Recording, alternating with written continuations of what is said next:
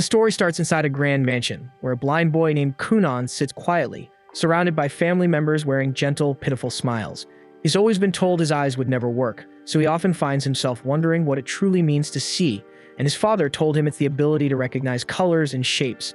And it turns out that the reason Kunan was blind was that his eyes carried the mark known as the hero's scar, a mysterious imprint once left by the legendary knight Histor. His father told him it wasn't something ordinary, and Kunan should hold his head high for bearing it, not hang it low in shame. But even then, the maids would still whisper when they thought he couldn't hear, saying how heartbreaking it was, how sorry they felt for him. Kunan did hear them, and he couldn't understand why people would feel sorry for someone just because they couldn't see. Later that same day, his magic instructor showed up and a maid carefully led Kunan to the study. On the way there, he asked her if there was even any point in learning magic in the first place, so Iko gently told him it'd be a shame to waste such potential. After all, he was born with a water crest, and that was no small thing. It meant he could wield magic, a rare and valuable gift, so it's something to be proud of. But Kunan still didn't see the use, and even if he masters magic, he'll still need someone to lead him around everywhere he goes. When they reached the study, the teacher introduced herself as Genie and said it'd be an honor to teach him. Not long after, they began the lesson, and to everyone's surprise, Kunan nailed the first spell right off the bat. With just one attempt, he conjured a small sphere of water. Of course, since he couldn't see it, he didn't know what it looked like. Genie explained that he had made a floating ball of water, roughly the size of an eyeball. Hearing that suddenly sparked something in Kunan. If he mastered magic well enough, maybe he could create new eyes with his power so he could see. And that tiny idea lit a fire in him, so from that moment on, Kunan held on to one belief. If he trained hard enough, one day, magic might let him witness colors and shapes the same as everybody else. Then one afternoon, while eating lunch, something unusual happened. Kunan got curious about what was actually inside his sandwich, and for the first time, he asked about the ingredients. So Echo happily walked him through each one, describing every detail. And preparing meals for him suddenly felt more meaningful now that he was finally curious about what he was eating. After finishing lunch, Kunan's tutor Flora drops by to read with him and asks what story he's in the mood for today. Without hesitation, Kunan says he wants to hear about the legendary knight Histor. Flora pauses, clearly caught off guard because she knows full well that Histor is the very hero tied to Kunan's blindness. The maid catches her hesitation and flashes her a confident thumbs up, signaling it'll be alright. Flora nods, agreeing to go ahead, but gently asks Kunan to tell her if the story becomes too upsetting. But he assures her it won't be an issue, saying he wants to absorb every piece of knowledge he can, no matter how heavy. As Flora begins recounting the tale, Kunan learns that ages ago, the world's champions clashed in a brutal war against the Demon King. Histor, hailed as the nation's greatest warrior, managed to strike down the Demon Lord. Though it cost him dearly, he emerged victorious, but with one arm and one leg lost in the fight.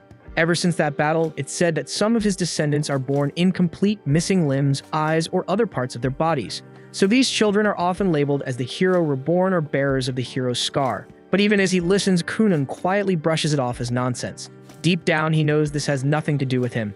His life isn't some echo of a heroic tale, it's his own, and what truly matters isn't a myth or a legacy, it's what he can accomplish through magic. He doesn't care about some legendary scar. What he cares about is unlocking the full potential of his power, and he's already made up his mind. He'll figure out a way to craft new eyes using magic, no matter what it takes.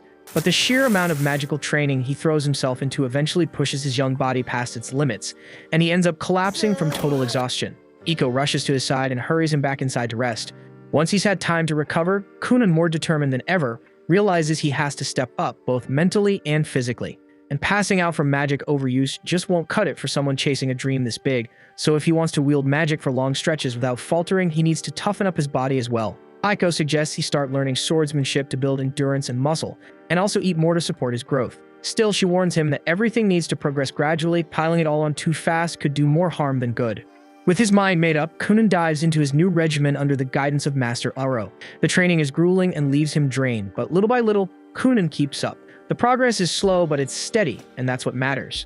When it's time for his magic lesson, Jenny arrives at the training field and Master Oro quietly steps aside to give them space.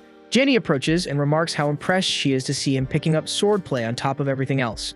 Kunan nods, confirming that he's been working at it, explaining that if he's serious about his goal, he's going to need a ridiculous amount of stamina to back it up. Genie had always seen Kunan as the quiet, brooding type, but today he feels entirely different. There's no trace of that empty look in his eyes. Now there's purpose burning behind them. They get started on their magic session, and Genie asks him to perform the same spell they practiced last time. Back then, Kunan had barely managed to conjure a single water orb, but now, without hesitation, he summons 7 of them at once. Jenny's stunned because she hasn't taught him any new techniques, yet he's managed to leap forward entirely on his own. That same afternoon, Princess Mirika, Kunon's fiancée, is set to visit. The idea of the meeting leaves her uneasy. Kunon's always been too withdrawn for her taste, and while she understands that this marriage is a matter of royal duty, the thought of being tied to someone so emotionally distant leaves her cold. But the moment she steps into the mansion, she notices something's changed. Kunon carries himself differently. He has a spark now, and their conversation flows in a way it never has before. He even shows off his progress in water magic, and to her surprise, she finds it genuinely fascinating. They spend the entire day together, and it turns out to be a surprisingly lovely time. On the carriage ride home, Mirika can't stop herself from blushing, her mind drifting back to the way he spoke, the way he smiled. And for the first time, she actually looks forward to seeing him again. As for Kunon, the encounter leaves him quietly reflecting. He realizes he's been overlooking Mirika all this time, taking her presence for granted. So with fresh resolve, he goes straight to Flora and asks her to teach him how to carry himself like a true gentleman, one worthy of Mirika's hand. That night, Jenny finds herself replaying Kunon's training session in her head. No matter how she looks at it, the fact that he effortlessly casts 7 water spheres at once is hard to ignore, especially since even she hasn't pulled that off before. It's becoming painfully obvious that Kunon has already mastered the fundamentals of water magic, which leaves her with almost nothing new to teach. Still, she needs to keep earning her paycheck, so she decides it's time to shift her teaching strategy. The following day, during their lesson, she introduces a new concept, breaking water magic down into separate stages, generating the water, suspending it in midair, and holding its form. To demonstrate, she conjures 2 orbs of water, one steaming hot and the other ice cold, then explains that real mastery comes from controlling the nature of the magic itself. That's what sets seasoned mages apart from novices. Kunon takes her words seriously and decides to test the method right away. He uses his magic to fill a cup with water, then hands it to Iko and asks her to give it a taste. She takes a sip, pauses, and then remarks that the water oddly tastes like apples. Jeannie keeps a straight face, but deep down she's fuming. Yet again, Kunon picked up something new almost instantly before she even had the chance to break it down properly. That evening, Kunon doesn't sleep a wink. He stays up, training nonstop, determined to fully grasp the technique Jenny showed him. He focuses hard on visualizing apples, their shape, their fragrance, every little detail. He gets most of it right, but no matter how hard he tries, he just can't seem to picture their colors. This becomes a serious hurdle. If he can't imagine colors, then creating his own eyes through magic will remain out of reach. But Kunon doesn't back down and swears to keep trying, no matter how long it takes. By the next morning at breakfast, Kunon gives it another shot. He conjures a water orb and gently moves it above the apples sitting on the table. Suddenly, his body jerks upright and his eyes widen in disbelief. Iko rushes to him, concerned, and asks what's wrong. But Kunon's expression shifts to excitement as he blurts out that he can see colors. At first, Iko assumes he's just imagining things until he points to the fruit bowl and accurately calls out 2 green apples and 3 red ones. She checks, and when she realizes he's spot on, her eyes fill with tears of joy. Without a second thought, she throws her arms around him and squeezes tight, overjoyed at his breakthrough. Iko then rushes to deliver the incredible news to Kunon's father, explaining with excitement that Kunon can now use magic to see colors. She adds that the closer an object is and the more clearly defined its shape, the easier it is for him to identify its color simply by touching it. Even more astonishing, she mentions that this ability now lets Kunon read books by tracing the ink on each page and recognizing the color of the letters. Though he hasn't quite learned how to read words just yet, she's confident that it won't be long before he figures that out too. Kunon's father is overjoyed by the update and swells with pride, feeling like his son is finally making real, undeniable progress. The next morning, Kunon decides to surprise Jeannie before she arrives by showing off a massive red water orb he created using his magic. He's fully focused, carefully forming the spell until out of nowhere, his entire family suddenly appears and the shock completely throws him off. He loses control and the red water explodes in every direction, soaking both himself and Iko from head to toe. The scene leaves him looking like he's been doused in blood, which makes his mother scream in horror and faint. Kunon is left blinking in confusion, wondering what just happened, until Iko calmly explains that blood is red and seeing her son covered in it probably freaked his mom out a little too much. Kunon's father doesn't waste a second and sternly scolds his son for causing such a scare and declares that his allowance will be cut off for 2 whole months. Then he turns to Iko and announces that her pay will be slashed for 3 months straight. The moment those words hit her ears, Iko, who lives and breathes for her paycheck, passes out instantly. At the same time, hidden just out of sight behind a nearby bush, Jenny silently watches the entire scene play out. As she takes it all in, one thought crosses her mind. Kunon is far more gifted than she originally imagined, and at the pace he's growing, she can't help but believe he might one day earn the world's highest magical title, the legendary Cerulean Sorcerer. A few days later, Kunon's father brings up the idea of sending him to school. Hearing that, his older brother Ixio is caught off guard and points out that Kunon's never even set foot outside the estate. Gurion agrees but says that's exactly why he wants him to go, to help his little brother learn how to adapt to the real world. The moment hits Ixio with a flashback from when they were younger, back when he tried to guide Kunan outside to play. Kunan had been nervous, so Ixio offered to hold his hand the whole time. But just as he turned to lead him out, he tripped over the stairs and face planted. Snapping back to the present, Ixio hides his nerves and assures their father he'll do everything he can to support Kunan. The following morning, Iko watches with amusement as Kunan plays around with a bowl of water. He explains that he enchanted the dish with magic and turned it into a fortune teller's tool for fun. Iko jumps at the idea and asks him to use it to check if her long-lost youth is still alive. He grins and tells her she's still in her prime. Not done yet, she teases him by asking if he can tell her who her future husband will be. Kunan smirks and says that someone as gorgeous as her will never have a shortage of admirers. Flora watches the two bicker and banter and starts second-guessing whether it was smart to teach Kunan how to joke like that in the first place. Later, Flora starts a lesson with him, all while Kunan keeps cracking jokes like a pro. She wonders if he's headed down the path of becoming a shameless flirt, but deep down, she's just happy to see how much he's changed. His smile is brighter now, and his mood lighter. After the lesson wraps up, Iko takes him outside to meet his father. Feeling chilly, she asks him to conjure up some warm water balls. Kunan does so, but feels uneasy because he can't help but wonder why his dad would want to see him this late. Akko tells him not to worry since he hasn't done anything wrong, unless you count that blood explosion incident a while back. Kunan fires back that she's the one who talked him into it in the first place, but he admits it was kind of fun. Before long, they reach the main estate where the head butler, Balin, greets them. Not long after, Kunan's older brother shows up and leads the two toward their father's room. As they walk, his brother asks if Kunan needs a hand getting around. Kunan quickly shakes his head, reminding him he can sense his surroundings just fine now. His brother nods, though the memory of messing up last time still lingers in his mind. Shortly, they step into a room where both of Kunan's parents are already waiting. Once Kunan and his brother go inside, Iko and Balin stay outside the door. Then Gurion turns to Kunan and asks if he's open to the idea of attending a proper school. Kunan shuts it down immediately, saying he doesn't want to be a burden on others who'd have to look after him all the time. He adds that he's got something important he's working on at home and wonders if it's really that big of a deal not to go. Gurion explains that while it's normally mandatory for noble kids to attend school, he managed to get a special exemption from the Emperor so Kunan could stay home due to his condition. Kunan's not thrilled, he suspects favoritism and says as much, but Gurion waves it off and tells him to stay focused. He tries once more to get Kunan to change his mind about staying home, but Kunan dodges the subject and instead asks if he can get his allowance back. That sets Gurion off and the two of them dive straight into a heated back and forth. Thankfully, his wife steps in and reminds him why they're even having this talk. Regaining his composure, Gurion gets back on track and explains that this is about Mirika. He points out that any noble who skips their duties ends up shunned, and if she marries someone seen as uneducated, the backlash would fall on her too. That hits Kunan harder than expected, and after thinking it over, he finally agrees to give school a shot. Still annoyed by the whole situation, Kunan is at least a little comforted when Gurion clarifies that he doesn't have to attend full-time, just show up for the yearly advancement exams. As long as he shows up 5 times for tests, he'll qualify for graduation, and that bit of news actually lifts Kunan's spirits. Ixio jumps in to remind Kunan that both he and Mirika are upperclassmen, so they'll help him settle in. His mom perks up, excited at the thought of getting her son's uniform ready. She calls Iko, and the two of them head out to get Kunan's measurements with Ixio trailing after them. Gurion stops him just before he can leave, warning that some nobles might give Kunan and Mirika a hard time at school. Ixio takes the hint and assures him he'll keep an eye out and support his brother as best he can. The following morning, Kunan tells Mirika he's decided to enroll. She lights up, clearly happy that they'll get to spend more time together. Kunan admits he's a little nervous about being in a brand new place, so she tells him not to worry, she'll make sure he's taken care of. He thanks her, but can't help thinking that they might stir up some drama with her fanboys. When he brings it up, Mirika tries to brush it off like it's nothing, which makes Kunan suspicious. He asks if she's even popular at school, and she quickly sits up straighter, proudly saying that 5 guys have a crush on her. Kunan just sighs, realizing he'd better brace himself for dealing with some jealous punks. Afterward, Kunan slips into his uniform, getting ready for his first day at school.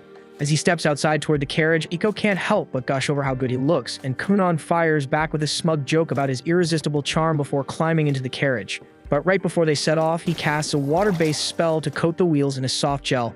After saying goodbye to his family, Kunan finally heads off toward the city. While they're on the road, Ixio notices how smoothly the carriage is gliding over the rough ground. Kunan explains that he created the spell to absorb all the bumps, pointing out that no one wants to deal with back pain just from a ride to school. Feeling proud of his handiwork, he wonders if becoming a magical technician might not be a bad career down the line. Ixio then checks in, asking if Kunan's nervous, but Kunan shakes his head, saying he's a lot stronger than he used to be. He thanks Ixio for all the support over the years and apologizes for being a burden when his condition was at its worst. He also tells his brother to let go of the guilt over that accident, saying it's in the past now. Ixio's caught off guard, but Conan stays firm and says that he's ready to keep moving forward, no matter how rough the road gets. Ixio smiles, seeing just how far his little brother has come from those darker days. But then Conan suddenly takes it up a notch, boldly claiming that he'll live longer than the whole world just so he can enjoy life to the fullest. Ixio blinks, wondering if this new attitude has Iko's fingerprints all over it. As they approach the school gates, Ixio is once again impressed when Conan accurately senses the people nearby. Eventually, they arrive at the school entrance, and Conan steps out of the carriage. Mirika hurries up to greet him, only for Conan to start gushing about how beautiful she looks. She chuckles and throws his teasing right back at him, leaving Ixio watching in stunned silence. When Mirika turns to guide him inside, Conan doesn't move right away. She looks back, a little puzzled, but Conan is focused, listening closely to the dozens of voices echoing inside the building, though the noise feels a bit overwhelming for once he feels like he's ready for it. After taking a deep breath, he extends his hand toward Mirika and cheekily asks her to escort him like a dainty maiden. She laughs and agrees, taking his hand with a smile. In a quieter corner of the academy, Cunan's newly assigned tutor Cast kept glancing at the door, wondering why her new student was running late. She knew Cunon was the son of a marquis, and that thought alone made her doubt if someone as green as her was even qualified to teach him. Before she could spiral further, a bunch of girls nearby started squealing over a gorgeous newcomer. She turned to see what the fuss was about, and her jaw nearly dropped as Cunon casually strolled past with his fiancée clinging to his arm. Snapping out of it, Cass rushed to catch up and introduced herself as his instructor. Cunon, without skipping a beat, greeted her in an overly feminine tone, saying he was just playing the part of a graceful lady. Cass stood there frozen, completely thrown off, until the bell rang and spared her the awkwardness. Mirika and Ixio gave a quick goodbye, leaving Cunon with Cast, who now realized she'd probably drawn the short straw with this oddball student. Not far away, a few students peered through a window, eyes fixed on Cunon. One of them muttered that Cunon bore the mark of a hero's scar, and that small comment was enough to tick off Prince Lyle. Noticing his mood shift, his flunkies immediately backtracked, smothering their earlier compliments with half-hearted jabs. The prince then spun around and ordered them to follow him, clearly irritated. Back with Cast, she prepped a private room for Cunon's advancement exam. She asked if he understood the basics, and he gave a quick nod. She then went on to explain that although students usually had long breaks between exams, Cunon would be allowed to take as early. Cunon looked puzzled, so she added that his father had pulled strings with the king to make it happen. Cunon casually mentioned that his father was actually pretty tight with the king. Still, he couldn't shake off the guilt that his dad had to use favoritism to pave his way. He turned to Cast and apologized for putting pressure on the school because of his status, but she just acted like she didn't hear it. But Cunon didn't stop. He started venting about the messed up politics in noble society. Trying to change the subject, Cast silently handed him the exam sheet. Cunon didn't even glance at it and just kept trashing his corrupt father until Cast finally snapped and begged him to leave her out of high society's messed up politics. Sometime later, Cast sits down alone with Cunon's exam papers. After all the ranting he'd done about aristocratic nonsense, she figured his answers would be an absolute mess. But the moment she starts reading, her eyes widen in disbelief because he didn't just do well, he aced the entire thing. Meanwhile, Cunon strolls over to the cafeteria to grab lunch with Mirika. But just as they arrive, Prince Lyle and his entourage block their path. Lyle calls out to his sister, and Mirika immediately starts fidgeting with her clothes, clearly nervous. Curious who's trying to stop her, Cunon steps forward and comes face to face with the prince. A few paces behind, Ixio approaches and freezes at the sight of a noble confronting his little brother. Lyle wastes no time and throws a jab at Cunon, mocking him for getting engaged to Mirika, despite his disability. Mirika's heart sinks, but she can't bring herself to defy her older brother. Cunon picks up on her silence and without a word decides Lyle needs to be taught a lesson. Before he can act though, Ixio steps in and tries to defuse the situation. But Lyle is already fired up and snaps at him to back off, so Ixio stands there, unsure of what to do. In the meantime, Cunon secretly casts a spell, drawing moisture from the air and nearby drinks, then sends it surging into Lyle's pants. Cunon then casually points at the growing wet patch and blurts out that the prince might want to check his trousers. The crowd around them goes dead silent before a ripple of gasps spreads through the room. Lyle panics and swears he didn't wet himself, but the damage is done, and with a red face, he storms off to clean up. Ixio, already suspicious, turns to Cunon and asks if that little trick was his doing. Cunon just shrugs and feigns innocence, pretending he's just as clueless as everyone else. With the drama behind them, the three of them finally sit down for lunch. While munching on his food, Cunon asks who that jerk was, and Mirika quietly tells him that Lyle is her older brother. Cunon feels bad for her, wondering why someone like that would treat his own sister so badly. He looks over at Ixio and thanks him for always being a good brother. Ixio forces a smile, but inside he's freaking out because Cunon just publicly humiliated a member of the royal family. Mirika tries to brush it off and tells him not to stress, but Ixio knows deep down that trouble's coming. And somewhere nearby, Lyle storms through the hallway, seething over what just happened. And while Kunan and his group were eating, the conversation quickly shifted to what happened earlier. Everyone's still puzzled over why Lyle confronted them so directly, not even bothering to hide how aggressively he was acting. Mirika chimes in first, guessing that Lyle's outburst was his way of trying to assert dominance over her. She reminds them that Lyle is the 6th prince, while she's only the 9th princess, meaning by default, she ranks beneath him in the royal line. But now that she's engaged to Kunan, things aren't that simple anymore. Kunan carries the legendary hero's scar and has already proven himself as a skilled sorcerer, so her position in the eyes of the nobility has shot up fast. And now that Kunan has officially stepped into high society, it's fair to say that both he and Mirika now outrank Lyle socially. Kunan scratches his head, admitting that all this royal hierarchy talk is way too confusing for him to wrap his head around. Mirika laughs and tells him that none of it really matters. What's important is that she's happy to be with him. That makes Kunan smile, and he says he's glad to hear it. Still, he suggests maybe he should go apologize to Lyle just to avoid unnecessary drama later. But the second he says it, both Mirika and Ixio jump in to shut him down, telling him absolutely not to even consider doing something that's stupid. Time flies by, and soon the day of Kunan's final exam rolls around. Before heading out, he fits in a quick training session with Jenny. During the practice, he summons a floating ball of water and then cleanly morphs it into a solid orb of ice shaped exactly like an apple. Jeannie raises her eyebrows, clearly impressed, and remarks on how much he's improved in such a short amount of time. That afternoon, Kunan arrives at the academy, mentally prepping himself for the final test. As he takes in the atmosphere, he can't help but feel a little fired up because this place really looks and feels like a proper school now. Professor Cass walks up to him and wishes him luck, though she adds with a grin that he probably won't even need it, considering how sharp his skills are now. Soon after, a group of students gathers and asks Mirika to introduce her fiancé. Taking the hint, Kunan politely steps forward and introduces himself as both Mirika's fiancé and Ixio's younger brother. With a warm smile and respectful tone, he greets the group, saying it's a pleasure to meet them. His words and manners leave a strong impression, and in no time, everyone around him starts to think Kunan might just be the definition of a true gentleman. Meanwhile, Lyle stands off to the side, gazing silently out the window, already plotting his next move. His scheming is cut short when a few students call out to him, telling him to hurry because the final exam's about to start. Lyle scoffs, replying with a smug tone that he'll show up whenever he damn well feels like it. The others, clearly nervous, remind him that the exam is being held all at once, so if he doesn't come now, he's out. He turns to look at their faces and immediately feels his temper spike. Just by the way they're looking at him, he knows they've been talking crap behind his back, too spineless to say it to his face. That realization only pisses him off more, but right before he can unleash anything, Kunan suddenly steps up with a bright smile, grabbing Lyle's hands like they're old friends. Beaming with energy, Kunan cheerfully introduces himself, saying they didn't really get the chance the other day. Caught completely off guard, Lyle yanks his hand back and snaps, asking who the hell gave Kunan permission to speak to him, let alone touch him. Kunan quickly apologizes, but instead of backing off, he just keeps complimenting Lyle with genuine admiration. One praise after another, and before Lyle even realizes it, his face starts turning red. He tries to hold his expression, but the redness gives him away. The other students can't help but crack up, completely shocked to see Lyle flustered like that, as it's a side of him no one expected to see. Moments later, everyone settles into their seats and the final exam begins. Time passes quickly, and when it's over, Professor Cass steps in front of the class to announce the results.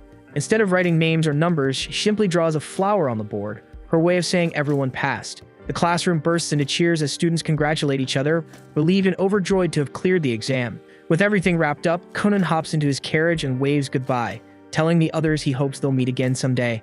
As soon as he returns to the mansion, he jumps straight back into training with Jenny. She tells him to make a ball of water and split it into 10 equal parts. Kunan does it effortlessly and adds that he's been working on something new. With a grin, he transforms one of the water balls into a small bird, and it flaps its wings and takes off into the air. Jenny watches, stunned and speechless. A few seconds pass before she drops to her knees, realizing with a heavy sigh that there's barely anything left she could teach him.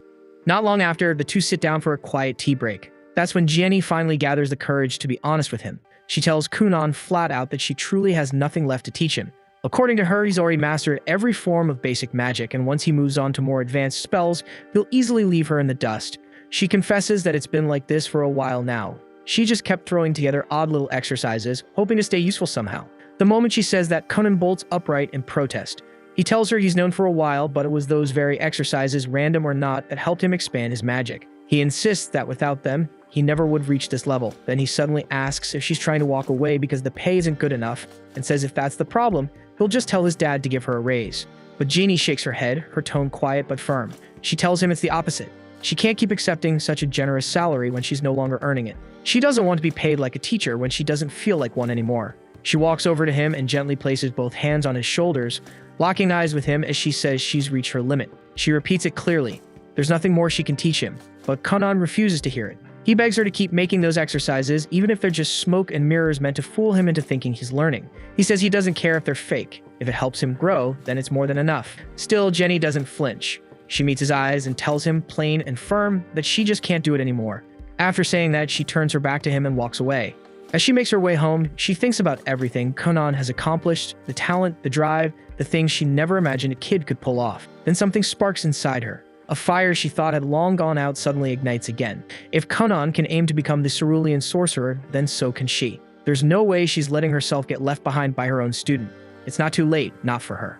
Back at the mansion, Iko informs Conan that Flora has stepped down from her role as well, now that he's officially completed the Noble Children's curriculum and graduated. Her job, by all standards, is done. Conan feels a little downhearted, realizing he never got the chance to properly say goodbye. But Iko explains that Flora didn't offer any farewells because she knew she wouldn't be able to hold back her tears. Hearing that, Conan decides he'll write her a letter, something sincere to thank her for everything she did. That evening at dinner, Conan brings up Genie's resignation to his father, Arsene Gurion. He explains how Genie felt unqualified to keep teaching him, believing that Conan deserves someone far more gifted in magic to help him move forward. While they sit and think it over, Ixios suddenly recalls hearing about an elite royal sorcerer known as Zionli. The name instantly grabs Conan's attention.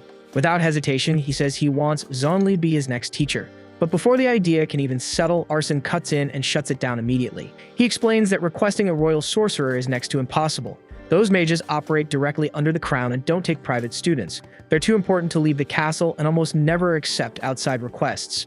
But instead of backing down, Conan starts cooking up a plan. He says he'll tag along during his father's next castle visit, pretend to get lost inside, and when one of the royal sorcerers shows up to help him, he'll somehow charm them into becoming his mentor. Arsene doesn't even let the idea breathe. He shuts it down on the spot, calling it reckless and flat-out dumb with a success rate that barely scraped 10%. He tells Conan to forget it entirely, but before Conan can argue back, his mother chimes in, flashing Arsene the classic puppy dog eyes. That's all it takes. Arsene folds instantly, groaning as he agrees to bring it up with the king and see what can be done. A few days later, Grand Master within the castle receives Conan's formal request for royal tutelage. At first glance, the man barely gives it a second thought and is seconds away from tossing it aside. But the moment he notices the name Conan Gurion, bearer of the hero's scar, he pauses, interest flickering in his eyes. A few days pass after that, and Conan finally receives a summons from the royal palace to appear before the kingdom's royal sorcerer. He climbs into a carriage with his father, who looks genuinely pleased with how everything has played out. Conan remarks that the bond between the king and his father must be incredibly strong if a request like this was accepted so quickly, but his father explains that the real reason for this meeting is that the court's head sorcerer took a serious interest in Conan and his magic and personally wanted to see him. His father then asks what kind of spells Conan can use at this stage, and Conan immediately begins chanting before forming a small sphere of water, which soon transforms into a black cat that calmly settles on his lap. His father stares in disbelief, saying he never imagined magic could accomplish something like this, and reaches out to pet the tiny cat. He is shocked to find that it does not feel like magic or water at all, but exactly like any ordinary cat he might find wandering outside. Conan explains that he only recently perfected its appearance, since before that he could only create animals that were completely transparent, though lately he has learned how to freely alter their color. His father happily plays with the cat for a while, prompting Conan to ask if they should adopt a real one for their home. But like a typical father, he immediately shuts the idea down, insisting that cats would just make a mess around the house and that he would probably trip over one and injure himself. On top of that, he adds that Conan's mother prefers dogs anyway, so the decision is not really up to him. Before long, they arrive at the capital and are welcomed by a silver-haired girl named Helga, the kingdom's second princess and Mirika's older sister. Conan greets her cheerfully, saying he feels incredibly lucky to have someone as beautiful as her as his sister-in-law. His father briefly wonders if his son might be a bit too smooth for his own good, but decides to worry about that later. Helga smiles and says she has heard many stories about Conan from her younger sister and would love to talk with him at length. She also notices the cat and asks if it needs any special food, but the moment Conan's father sets it down on the ground, Conan cancels the spell, and the cat melts back into nothing more than a small pool of water. Helga quickly realizes that Conan is far more talented than she originally assumed. While his father looks genuinely disappointed about not getting the chance to name the cat, Helga offers to escort Conan up to the Black Tower, as his father mentions that he plans to speak with the king for a bit before possibly heading home. Kunan tells him not to worry, saying that after visiting the Black Tower, he's thinking about meeting up with Mirika and maybe taking her out somewhere. His father tells him to enjoy himself and promises to have a carriage prepared whenever Kunan decides to return. Helga soon leads Kunan toward the Black Tower and casually asks whether he's fine walking on his own or if he needs any help. Kunan says he's completely fine, then immediately starts bombarding her with questions that leave her utterly confused, since every one of them is insanely complex when it comes to magic. She tells him that she can't possibly keep up with such a deep discussion while walking and instead asks if he knows how many children the current king has. Kunan admits he never really thought about it, so Helga explains that the king is an absolute powerhouse who has 7 princes and 10 princesses. She herself is the 2nd princess, while Mirika is the 9th. But what makes their kingdom especially unique is that the line of succession doesn't follow the usual rule where the eldest son automatically inherits the throne. Instead, they practice something known as a meritocracy, where every prince and princess is judged based on their abilities, talents, and dedication to their chosen path. Because of this system, even the youngest royal child has the same chance of claiming the throne as the oldest. Helga goes on to explain that she has already stepped away from her own claim by choosing the path of a mage, dedicating herself fully to refining her skills and becoming one of the country's greatest wizards. As they move through the corridors, Kunan suddenly feels an inexplicable pull toward a nearby window, where he stares absent-mindedly toward a dark tower in the distance, sensing countless different magical presences coming from it. Not long after, Helga shares something she considers extremely important, warning him that there is a real chance he could be dragged into the succession struggle for no good reason. She advises him not to align himself with any faction until he is absolutely certain of his stance, and cautions him to never say anything that could later be twisted and used against him to damage his reputation. In exchange for all that valuable advice, Kunan decides to return the favor by showing Helga a unique trick of his own. He freezes a thin film of water beneath his shoes, forming a slick layer of ice that lets him glide forward almost like he's skating. Helga instantly falls in love with the idea and excitedly tells him to try it on her too. Kunan quickly casts the spell again, and before long, the two of them are sliding through the corridors like a pair of reckless idiots, laughing as they go, while the guards scramble to chase them down since they can't risk Helga getting hurt. But sadly for the guards, Kunan and Helga are far faster than expected and manage to leave them behind. Their luck doesn't last long though, as a knight spots them and immediately gives pursuit. Kunan asks if they should stop, but Helga is having way too much fun and insists they can probably outrun him. That confidence turns out to be misplaced as the knight catches up to them and drags them outside into the garden, where they receive a proper scolding. Afterward, they are escorted toward the tower, where Kunan is finally introduced to Rondamund Actard, the kingdom's head sorcerer. Just standing before him makes Kunan feel small, and he realizes just how vast the world truly is. He had thought Helga's magic was impressive, but compared to Rondamund, it feels like she's on an entirely different scale altogether. Rondamund immediately asks if Kunan was born with a water crest, and Kunan confirms it, though he admits he doesn't really understand much about crests in general. Rondamund explains that there are 7 types of crests a mage can possess, each tied to a magical affinity such as fire, water, earth, wind, light, darkness, and foul. On top of that, each crest is ranked from 1 to 5 stars, making Kunan's 2-star crest a fairly common case. Helga adds that she herself is also a 2-star wind mage. Kunan quickly gets it, joking that he can feel the difference immediately, saying that he and Helga are like American processed cheese, while Rondamund is more like an artisanal wheel of aged Parmesan. Rondamund agrees that the comparison works well enough and then reveals that his own crest is actually 4-star. Right after that, he leads them down to the training grounds below and tells Kunan that he plans to test him a little to assess his magical ability. Kunan feels a bit nervous, wondering if passing this test might mean gaining a royal mage as a tutor, but he doesn't get much time to dwell on it, as Rondamund immediately calls over an older student who also serves as a royal mage and instructs him to display his water magic. The mage chants his spell, and in an instant countless droplets of water bloom into the air, forming an intricate, shimmering pattern. Rondamund turns to Kunan and calmly tells him to overpower the boy's magic with his own. Kunan immediately recalls what Genie once explained to him, that his talent isn't limited to creating water, but also extends to manipulating any water already present around him. Up until now, that has never been an issue, but he has never once tried to seize control of water created by another mage. He realizes that Rondamund has casually thrown him into a situation neither he nor Jenny ever considered, forcing him to adapt on the spot. With no time to hesitate, Kunan decides to try anyway and pushes his will toward the silver-haired mage's water. At first, it feels like it might work, but he quickly hits a wall as the droplets begin to resist, firmly held in place by the other mage's magic. Rondamund watches closely, clearly intrigued by what might happen next. Kunan refuses to give up, pouring all his strength and stamina into the attempt to force control. To everyone's shock, Kunan manages to tear 2 of the water spheres away from the seasoned mage before the spell is finally shut down. Kunan collapses to his knees, gasping for breath, while the silver-haired mage honestly admits that he never imagined a mere boy could wrest control of even 2 water spheres from him. He turns to Rondimond and declares that he would gladly take Kunan on as his student, only for the other mages to immediately speak up as well, all expressing their desire to have Kunan as their pupil. Rondimond shuts them down at once, saying he wants to see more of what Kunan can do and tells Kunan to create something of his own choosing. Kunan immediately shapes his water magic into a trampoline, and without hesitation, Rondimond jumps onto it, bouncing around like he's having the time of his life. The other mages quickly line up, eager to try it themselves, wanting to understand how it works and whether they could replicate it. Rondimond, however, tells Kunan that he wants him to stay the night at the castle so they can further explore the limits of his abilities. Kunan apologizes and explains that he already has plans since he has a date with Mirika and needs to take her out to dinner that evening. Right then, Helga asks if he can create any other animals with his magic, or even humans. Kunan answers that he can do both and immediately forms a human-shaped doll made of water magic, modeled after his maid. It isn't fully perfected yet, so the figure is still slightly translucent, and he hasn't fine-tuned the movements either, which makes it a bit awkward for now. The young mage then asks if the doll can actually do anything, and Kunan brings up the time he tried to make one fly, though it didn't go over well since the doll ended up looking pretty stupid while doing it. Rondimond instantly takes interest, leaving Kunan no choice but to demonstrate. He starts messing around with the doll, sending it flying back and forth through the air repeatedly, which ends up scaring half the people in the castle.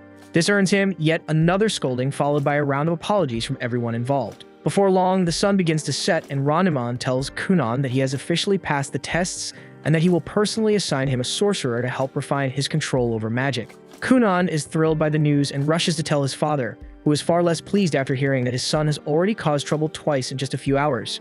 He scolds Kunan for being reckless with his magic before storming off. Not long after, his father leaves to return to their mansion, leaving Kunan behind with Helga. She quickly realizes that Kunan needs to head to Mirika or he'll end up late for dinner. Helga suggests that they use magic to get there faster, otherwise they won't make it in time, so they decide to try a little experiment. Kunan creates a large bubble of water, and Helga uses her wind magic to push it forward, sending them soaring through the sky like they're riding a magic carpet, reaching the area near Mirika's chambers in no time at all. Unluckily, Helga forgets to slowly ease off her magic and cuts it completely, causing them to plummet straight down. They end up getting caught by the Knight Dario for the 3rd time that day, who is visibly fed up and delivers yet another long lecture, while Mirika waits nearby in her dress, still expecting her Prince Charming to arrive. Mirika's losing it, pacing back and forth like a storm's brewing in her chest, stressed out wondering if Kunan's even going to show. The maid tried to ease her nerves, suggesting maybe Kunan just got caught up at the academy and that's why he hadn't arrived yet. Thankfully, not too long after, a knock echoed through the room. The maid answered the door to find a guard standing there, announcing that Kunan had finally shown up and was waiting outside for the princess. By the time she turned around, she was stunned to see Mirika already posted up on the couch, sipping her tea like a queen who hadn't just been losing her damn mind minutes ago. Before the maid could even open her mouth, Mirika had already slipped out the door, power-walking her way straight to her fiancé. She spotted Kunan waiting at the bottom of the stairs, where he immediately apologized for showing up late, then hit her with some smooth talk, saying the moon looks stunning tonight despite being blind as hell. He reached for her hand, which she gave with a soft smile, and just like that, he led her to his ride and whisked her off to a high-end restaurant. Once they stepped inside the place, the staff wasted no time offering them some overpriced sparkling water, fancy stuff only people with actual money would entertain. Not that it mattered, because these two weren't exactly scraping coins. As they settled in and started sipping, Mirika's maid quietly observed Kunan's polished posture and the way he carried himself, pure noble vibes. Mirika broke the silence first, asking if he'd had time to swing by the Black Tower today. Kunan lit up at the question, sharing how he actually met her older sister there, and that every mage he encountered was straight up incredible, especially the second Princess Helga. He added that he passed the mage assessment too, though he still had no clue who his mentor was going to be. The guy kept laying on the charm throughout the night, and Mirika was clearly vibing with it, even if her maid still found some of it kinda cheesy. But hey, young love's messy like that, so whatever. After dinner, Kunan hit her with something bold. He gently held her arm and told her that while this kind of dinner might only happen once in a while for now, but after they got married, he'd make sure every day and night felt just like this. Even the maid, who usually rolled her eyes at this kind of thing, was caught off guard. Maybe those hours spent watching overly dramatic romance clips online weren't such a waste after all, because even she had to admit Kunan might not be such a cringelord after all. Mirika kept her composure like a proper noblewoman, calm and graceful the whole way back until the door shut behind her. The moment she stepped into her room, all that elegance vanished. She spun around and collapsed onto her bed, giggling like a kid, heart racing as she replayed everything Kunan had promised her, and she couldn't stop smiling. A couple days later, Kunan made it back to his mansion. He was tucked away in his study, busy scribbling down a report when Iko's voice rang out from the yard. She was knee-deep in laundry and called out for a hand. And right away, Kunan raised his hand and whipped up a bubbly storm of enchanted water that blitzed through the grime in seconds. Iko gave him a quick thanks, but Kunan just sighed, saying he was in the middle of wrapping up that report and now it'd be delayed. Iko rolled her eyes and told him to quit being such a shut-in bookworm, but Kunan explained that he needed to get it all down while it was still fresh in his head. Iko shot back that nerds don't get girls, and if he kept hiding from the sun like some cave troll, he was going to end up short and scrawny. Kunan paused as the brutal truth hit him that girls really do go for tall guys, but Iko leaned in with a teasing smirk and said she'd still pick him, as long as he was packing heat where it counts. They ended up chilling under the shade of some drying linens, and Kunan casually asked if a reply had come from the Black Tower yet. It was still radio silence, and it looked like they hadn't picked his tutor. But just a few days later, like magic, a letter showed up. To his surprise, the letter revealed that none other than Zonli, the devilishly charming archmage himself, had been assigned as Kunan's mentor. Kunan wasn't sure what to think. He'd only ever heard stories about the guy from his mother. But Iko is fangirled hard, swearing up and down that Zonli was the hottest man alive, and immediately started spiraling about her weight and hair, panicking over how she'd look if she accidentally bumped into him. Meanwhile, over at the castle, Helga paid Mirika a visit and casually dropped the news that Zonli had been selected to teach Kunan. Mirika lit up with excitement, thrilled that Kunan would be learning under the best of the best. Helga, on the other hand, let out a sigh and admitted that she had secretly wanted the job. Kunan was way more fun than most students, and teaching him would have been a blast. While walking through the corridor, Mirika catches sight of her two older sisters, Avril and Lydalia, standing there with smug smirks plastered on their faces. She halts instantly like a deer in headlights, but luckily Helga's right by her side, which helps her keep it together. But Eve just has to open her mouth, pretending she's concerned while clearly trying to stir shit, throwing a jab about how everyone's been buzzing about Kunan lately. Then she drops the bomb, saying they're not even married yet, just engaged, so Kunan technically still has the freedom to fall for any other princess he fancies. That jab hits Mirika right where it hurts, making her visibly uncomfortable. But Helga doesn't let it slide, and she claps back without hesitation, calling both sisters washed-up F-tier nobodies, saying even if Kunan had working eyes, he still wouldn't waste a glance on them. That shuts them up real quick, their cheeks burning red with rage before they storm off, snapping that Helga should stop acting like a thug and try acting like a proper princess for once, especially since she's already been written up by a knight 3 times. Back at Kunan's estate, he's sipping on tea with Iko, his mind drifting as he tries to picture what his new teacher might be like. Meanwhile, Iko's off in her own world, blushing hard just thinking about Zonli and how she'll finally get to see him in person. Out of nowhere, a carriage pulls up outside. Mirika steps out first, catching Kunan completely off guard with her surprise visit, but he doesn't waste a second before turning on the charm, laying it on thick about how he needs mental prep to handle being near someone so beautiful. What he doesn't realize is that Zonli is still sitting inside the carriage, silently listening to every cringeworthy line, wondering what kind of mess he just got himself dragged into. Kunan, of course, is still going off, even making weird comments about how Mirika probably changed her soap. Eventually, Zonli's had enough and steps out of the carriage. Kunan freezes and instantly picks up on the overwhelming shift in presence and knows without a doubt that this man is Zonli. Echo, meanwhile, is having a silent meltdown, but Kunan's too focused on the pressure rolling off Zonli like a storm cloud. His magical aura alone is enough to rattle anyone, and Kunan instantly knows that this guy isn't just strong. He's on a whole different level, leagues beyond any mage Kunan met at the Black Tower, and he might even be stronger than the Grandmaster himself. Mirika notices the look on Kunan's face and asks him if something's wrong, but he brushes her off and steps forward to greet Zonli, introducing himself properly. Zonli casually shrugs and says he couldn't care less, making it clear he has zero patience for bratty kids. Akko, meanwhile, is baffled how a mage can be this damn rude, yet somehow that bookworm brain of hers finds it kinda attractive. Zonli doesn't sugarcoat it. He flat out says he never asked for this babysitting gig and that the Grandmaster basically dumped it on him. Kunan, unfazed, just shrugs it off and says they're all stuck playing along with the rules of politics and seniority, so what choice do they have? Dario takes that moment to introduce himself properly as Mirika's personal guard, while Kunan gives him a quick apology for all the chaos he stirred up earlier. They eventually gather for some tea, but Zonli's clearly not thrilled, especially with how Mirika and Kunan keep tossing flirty remarks back and forth. Their back and forth gets so cheesy, he finally cuts in, tells them to cool it, and reminds them he's here to talk magic, not listen to some corny teen drama. With a smirk, he decides to mess with Kunan a bit and throws out a question and asks if the kid knows anything about compound magic. Kunan calmly answers that it's an advanced technique where the caster merges multiple spells into one. Zonli then pushes further, wanting to know how many spells he can juggle at once. But the answer that comes next catches him way off guard. Kunan tells him he can pull off 31 spells at once, and sometimes push it to 32, though he admits it gets shaky there. Xianli actually perks up at that and admits even he can't go beyond 50 spells, which blows Kunan's mind since he didn't think anyone could hit that number. Xianli asks him how the hell he broke through the 20-spell ceiling. Most people hit a wall there. Kunan just shrugs again and says he stacked a bunch of spells together like building blocks, one on top of the other. Xianli can't help but be impressed because he didn't expect someone to figure out that kind of technique on their own. It suddenly makes sense why so many other mages were pissed that he got the chance to tutor Kunan while they were left out, even though they were the ones who welcomed him to the Black Tower. Back then, Xianli didn't get what the fuss was about. Sure, they said Kunan was promising, but even they probably didn't realize just how much of a freakishly rare talent he really is. Xianli finally starts giving a damn and stands up from his chair, telling Kunan to prove he's not all bark and no bite because he's not about to waste his time on a kid who can't back up his big talk. Then, without blinking, he tells Kunan to grovel and beg him to become his tutor. Mirika instantly thinks there's no way in hell Kunan would ever lower himself like that, only to be proven hilariously wrong as Kunan folds instantly, calling Xianli the greatest sorcerer alive, going on about how amazing he smells, and even joking that a straight guy like him could totally fall for a dangerously hot mage like Xianli. Xianli, creep the hell out, tells him to cool it and zip it before things get any weirder. Then to test the little freak, he raises his hand and casts a spell, and suddenly a thick wall of dirt rises up from the ground. He tells Kunan to destroy it if he can, using whatever tricks he's got. But just before Kunan makes a move, Xianli casually throws in a request and says he wants to try out that waterbed he keeps hearing about. Without missing a beat, Kunan casts a spell and summons a floating bed made of water.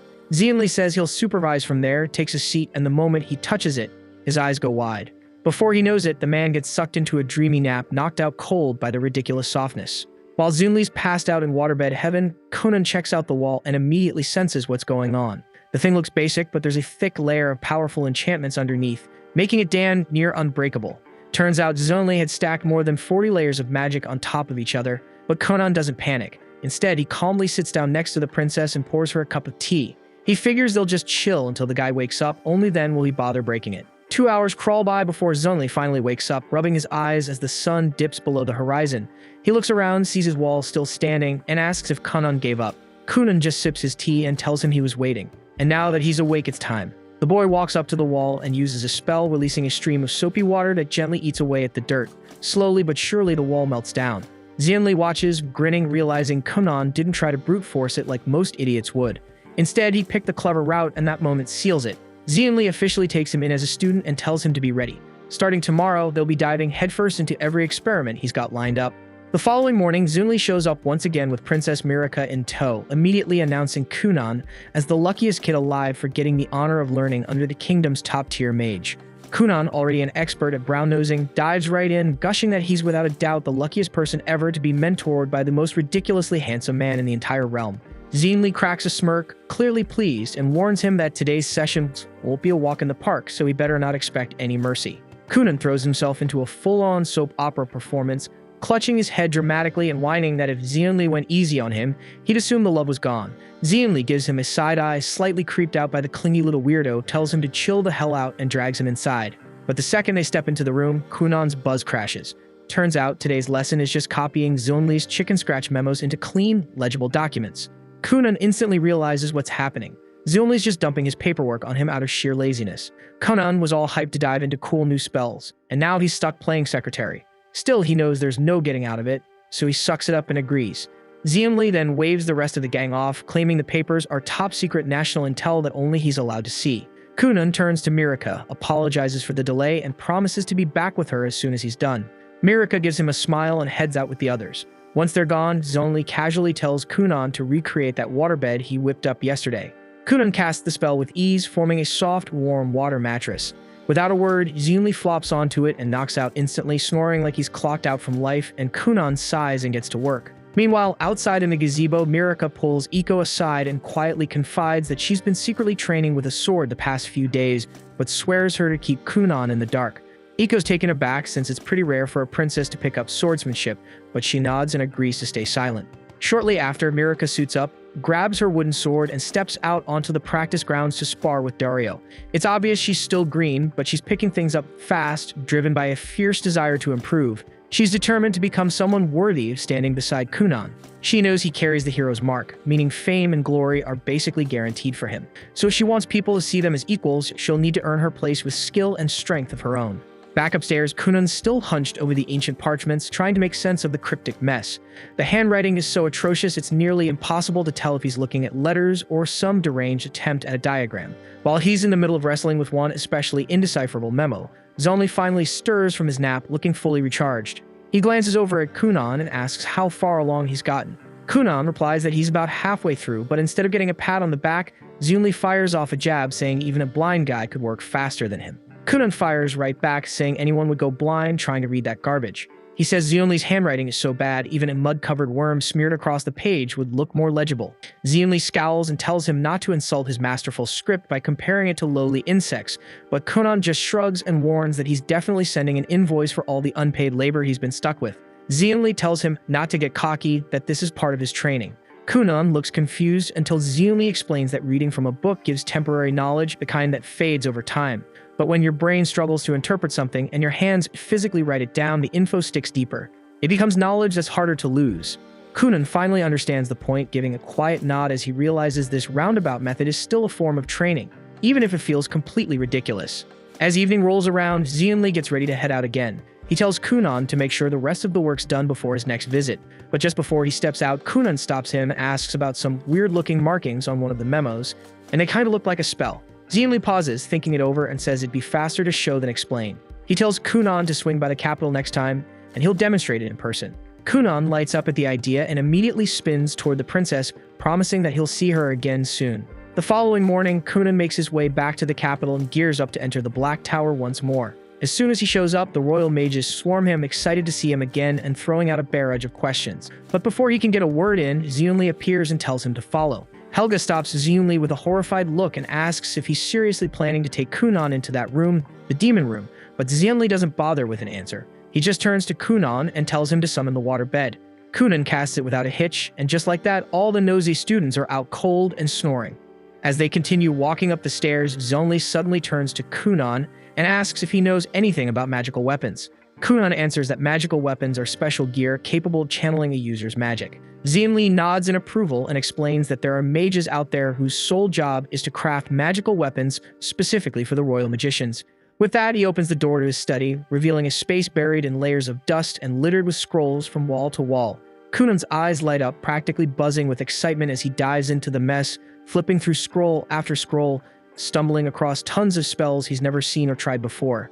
As he digs deeper into the pile, he finds a rare magic book, one that's only handed out to elite royal mages, and proudly announces that he's about to pull some good old-fashioned nepotism to get his hands on it. He spins around, grinning, and tells Zonli that he wants to stay here forever.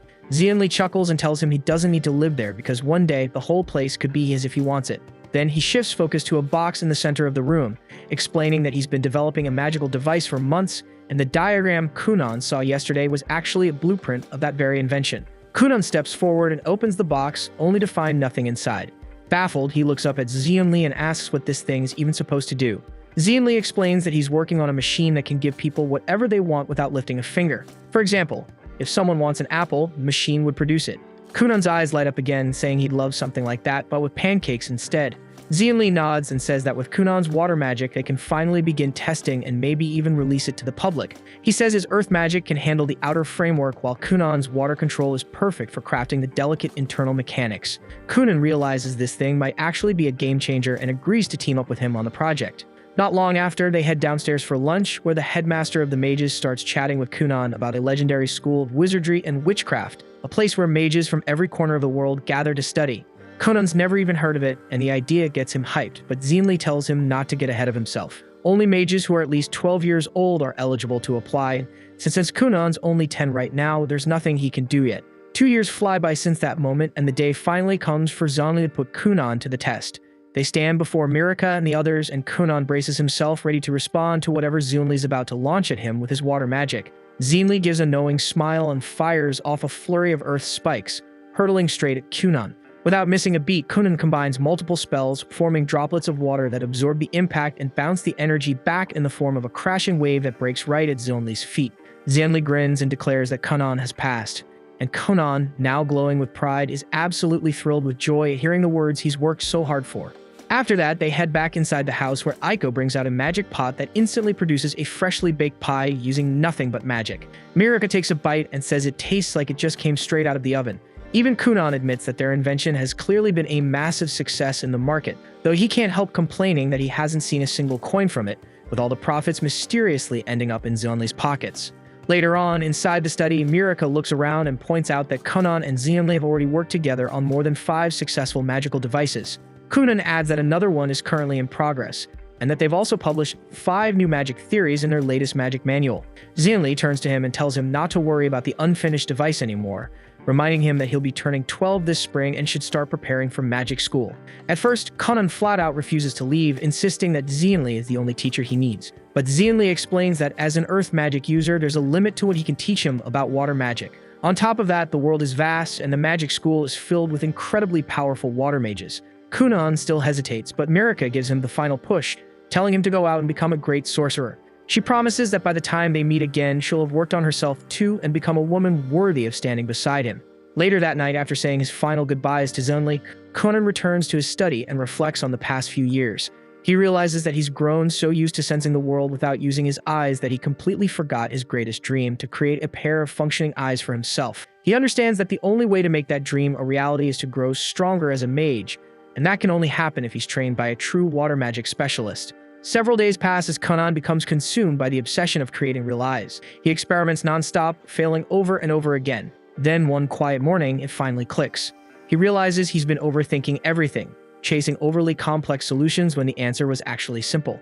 All he needs is a mirror, something that can reflect the world and transmit that image directly to his brain so he can comprehend what he's seeing. With that idea locked in, he immediately gets to work, and before long he opens his eyes for the very first time in his life and takes in the scene before him. Tears begin to fall, another first, then he slowly walks around the room, staring at the books, then moves toward the window to see his own reflection. And that's when he notices a massive insect monster standing silently at his back. To his shock, the crab just stands there like a statue. And after a short while, Kunan starts to realize that this thing isn't really dangerous at all. Shrugging it off, he turns back to his invention and uses magic to summon a mirror right in front of him. Ever since he chose the path of magic, he'd made a personal vow. Once he finished crafting himself a new pair of eyes, the first thing he'd do was take a good, long look at the one person he couldn't stand himself. He remembers how his parents and the servants constantly went out of their way just to make sure he didn't end up hurt. As the mirror takes form, he finally opens his eyes and stares hard at his reflection. He notes that he's not very tall, and he doesn't even have the start of a beard, but then again, he's still just a kid. He turns back to the crab and tries to strike up a conversation, but the crab stays dead silent, still staring forward, completely motionless like before. Kunan calls out for Iko, and she shows up instantly without wasting a second. She doesn't even spare the crab a glance and jumps straight at asking Kunan if he needed anything. Then she spots a strange floating orb of magic next to him, and more importantly, sees that his eyes are open. Her eyes light up as she excitedly asks if he actually pulled it off and gave himself working eyes. Kunan grins and nods, and Iko immediately launches herself at him, cheering and hugging him hard. But in the process, she knocks the magical orb into the air, which spins wildly and leaves Kunan dizzy as hell. Laughing, she insists they tell his dad right away and says she's making a huge dinner tonight to celebrate him. Kunan looks back at the crab again, still staring with that same blank face, and briefly considers asking Iko to toss it in the pot and serve it up for dinner. He turns back toward her, then suddenly notices something strange. She seems to have a horn sticking out of her head. He squints and asks if she's seriously got a horn on her head. Iko laughs and tells him that the horn only pops up when she's pissed off, but disappears when she's feeling good. Kunan doesn't really know how to take that, but for some reason, he can't picture Iko in his head with a horn at all. Then it hits him. If he's serious about leveling up his cold approach game and becoming a real natural charmer, he's got to start practicing now. So without missing a beat, he starts flirting, telling her the horn gives her a surprisingly fierce look. Iko stares at him, totally unsure how to respond to that, so they both just head outside like nothing happened. This is the first time Kunan can truly see the outside world with his own eyes, and he stands out in the open field, staring ahead at a breathtaking view of wide grassy plains, distant mountains, and a castle standing proudly in the center. But strangely enough, what he sees isn't what any normal person would. Instead, all the colors look flipped, like the settings are messed up and never calibrated properly. The sun appears pitch black to him. The bright blue sky looks like a faded purple, and the grass has turned into a pale, lifeless blue. Even Kunan feels uneasy because none of the books ever mention a black sun or a purple sky, and something clearly feels off. Iko walks up behind him, helps him put on a cloak to shield him from the cold, and tells him they should head toward his parents' manor to share the good news. Kunan finally decides to ask the question that's been bothering him for a while and asks if she can see the giant crab standing right behind him. Keo assumes Kunan is just spinning some fantasy nonsense and tells him that if he's making up a story, he should at least make her sound really cool in it. Kunan quickly realizes there's no point arguing with this woman, so they keep walking across the meadow, Crab included, toward his father's manor. He knows the experiment was a huge success since he can see the world now. Still, something keeps scratching at the back of his mind, making him feel like something went wrong during the process and that he shouldn't be seeing some of the things he is. Once inside the manor, he finally sees his brother for real this time, and his mother and brother are both overwhelmed with happiness when they hear that he can finally see. His mother breaks into tears, smiling as she looks at him, while his brother praises him for accomplishing something no one has ever managed to do before. Kunan, however, can't really focus on all this emotional nonsense, because what he sees is wild. His brother has a stunning pair of wings, looking like he just walked out of a pride parade. Meanwhile, his mother's eyes are two completely different colors. Kunan thinks they both look cool as hell and wonders why nobody ever mentioned any of this to him before. He tells his mother she looks like a heroine straight out of a princess play, and admits that even his brother looks ridiculously cool too. He turns to his brother and bluntly asks if their parents are some kind of discount angels. But like everyone else in this family, his brother treats direct questions like a personal attack and shrugs, saying he doesn't really know. Kunan then turns to Iko and asks if people in this world can actually grow wings, only for her to dive into an overcomplicated explanation that answers everything except the question. She tells Kunan that everyone is born with wings and he's just now unlocked his by reaching his full potential. At that moment, Kunan realizes he's completely surrounded by lunatics, while he decides that the crab, the horn, the weird eyes, and the random feathers are all hallucinations, stuff only he can see, which clearly means something's messed up. Suddenly, he hears his father running into the room and wonders what kind of absurdity he'll see this time, and sure enough, his dad looks like he walked straight out of a messy game show punishment. His father joyfully congratulates him on the achievement and says he'll be sending word to the capital right away about Kunan's success. Everyone eventually clears out, leaving just Kunan and his brother behind. Kunan figures this is his shot to get some real answers and casually asks if their dad's always been such a dripping slimeball. His brother instantly tells him to shut it, warning that if their father ever heard such brutally honest words, he'd probably start bawling on the spot. Kunan just sits and smirks, thinking how the combined weirdness of this family could power a broken desk lamp. He decides it's best to save all serious questions for someone with a functioning brain like his teacher. The following day, his prayers are answered. A royal carriage rolls in from the capital, carrying Princess Sir Dario and Zenli himself. Kunan rushes down to greet Mirika and welcomes her to the manor with open arms. Mirika is practically glowing with joy, thrilled that Kunan can finally see again. She praises him for accomplishing something no one else ever has, but Kunan still keeps his eyes shut tight, terrified that his future wife might look like a bug-eyed disaster. Mirika gently tells him to open his eyes, wanting him to see her for who she truly is.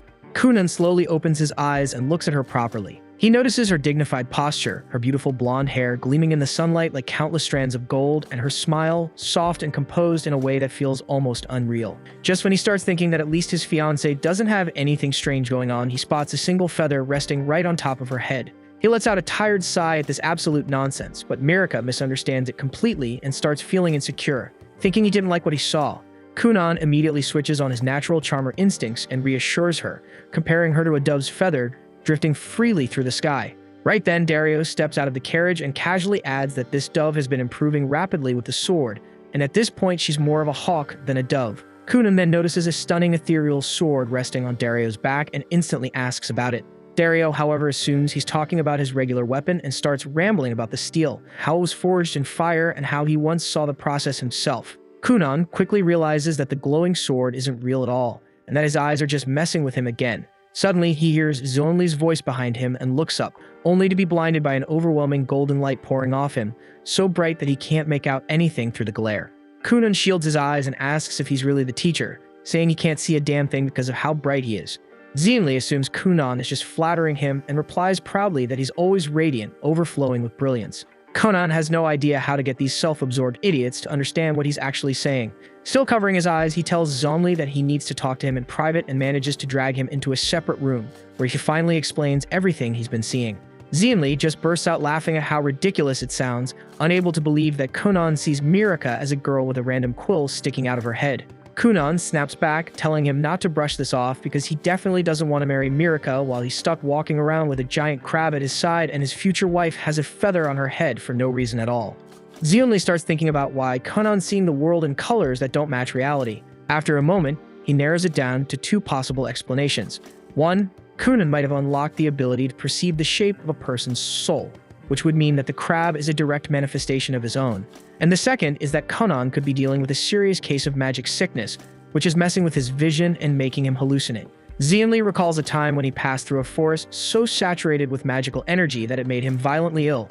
He felt drunk, disoriented, and started seeing bizarre creatures floating around him. Kunan immediately feels like that matches his experience pretty closely, but Xianli tells him they simply don't have enough information to say which theory is correct. Then, as a final thought, Xianli mentions that every animal perceives the world in different colors, which doesn't mean their vision is broken. He tells Kunan to think of his own sight as a rare gift, not a problem. By the time they step back outside, the sun is already setting. Xianli bursts into laughter again at the mental image of Mirika with a single feather sticking out of her head. That night, they all gather to celebrate Kunan's 12th birthday, which also marks the start of a brand new chapter in his life, because the very following day, he's leaving for the Magical Academy. His father gifts him a finely crafted wooden staff, and his mother gives him a brand new quill set, and his brother hands him a thick book packed with food recommendations, basically the Yelp reviews of their era. Later that night, Mirika finally shares her gift too, a bracelet that comes as a matching set. Kunan tells her how much he's going to miss her, and promises to return to her as soon as he can. The two of them hold hands quietly beneath the moonlight, sharing a moment that neither of them will forget. The next morning, his entire family gathers to see him off. His mother is already tearing up while his father tells her to stay strong because if Kunan sees her crying, he might break down too and won't be able to leave. To everyone's surprise, none of that happens. Kunan doesn't even slow down. He skips the hugs, climbs straight into the carriage, throws up a casual later fam, and tells them he might come back in a couple of years, or maybe not, who knows. And with that, he gets comfy next to Iko and leans back, already imagining all the new faces he'll meet at the academy, and wondering just how powerful the sorcerers there might be. Hunan and Iko keep traveling for 5 straight days, and after that Iko starts getting restless and asks how much longer it will take before they finally reach the academy. Kunan explains that the academy is actually very far from where they are now, so realistically they should expect nearly a full month on the road before arriving there. He already understands that Iko has made up her mind about not attending the academy with him, but he still asks if she is completely certain about that choice. Iko answers that she has been of marriageable age for quite some time, and she wants to find a husband and settle down so she can truly begin her own life. She insists that if she keeps traveling alongside him, she will grow too old to secure any decent proposals. According to her, this is her only window of opportunity, because if she lets it slip away now, it would be the same as abandoning the idea of building a life entirely. Kunan attempts to guilt her a little and asks if she genuinely believes he can manage without her by his side. Iko fires back that if that is really how he feels, then would he be ready to push Princess Mira aside and choose her as his bride instead? Kunan instantly goes silent, fully aware that he has absolutely no comeback for that, and shifts his gaze out the carriage window where he finally notices his grandfather's estate rising in the distance. They eventually reach the manor, and Kunan tries to recall the last time he visited this place. Iko remembers it perfectly and points out that about 4 years ago, Kunan dragged his entire family here.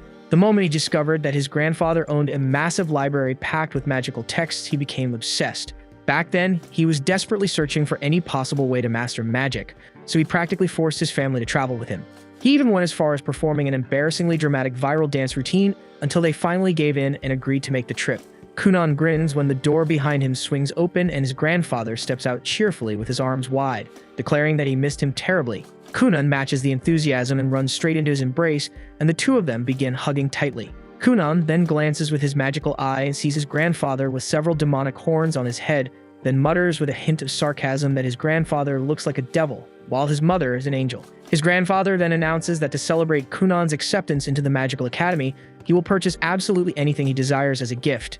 Ako quickly tries to step in, clearing her throat and saying that before he goes overboard, Kunan's mother asked him to read the letter she sent. But the old man seems to ignore her entirely, and keeps asking Kunan if he wants precious gemstones, even calling out for a Dan jeweler to be summoned right away. Iko cuts him off again, insisting that he read the letter from his daughter first, so he brings it back into his study. He pulls out his reading glasses and almost instantly scowls because his daughter clearly anticipated his spending habits and placed a strict cap on how much he is allowed to spend on Kunan, stating that it must not exceed $5,000.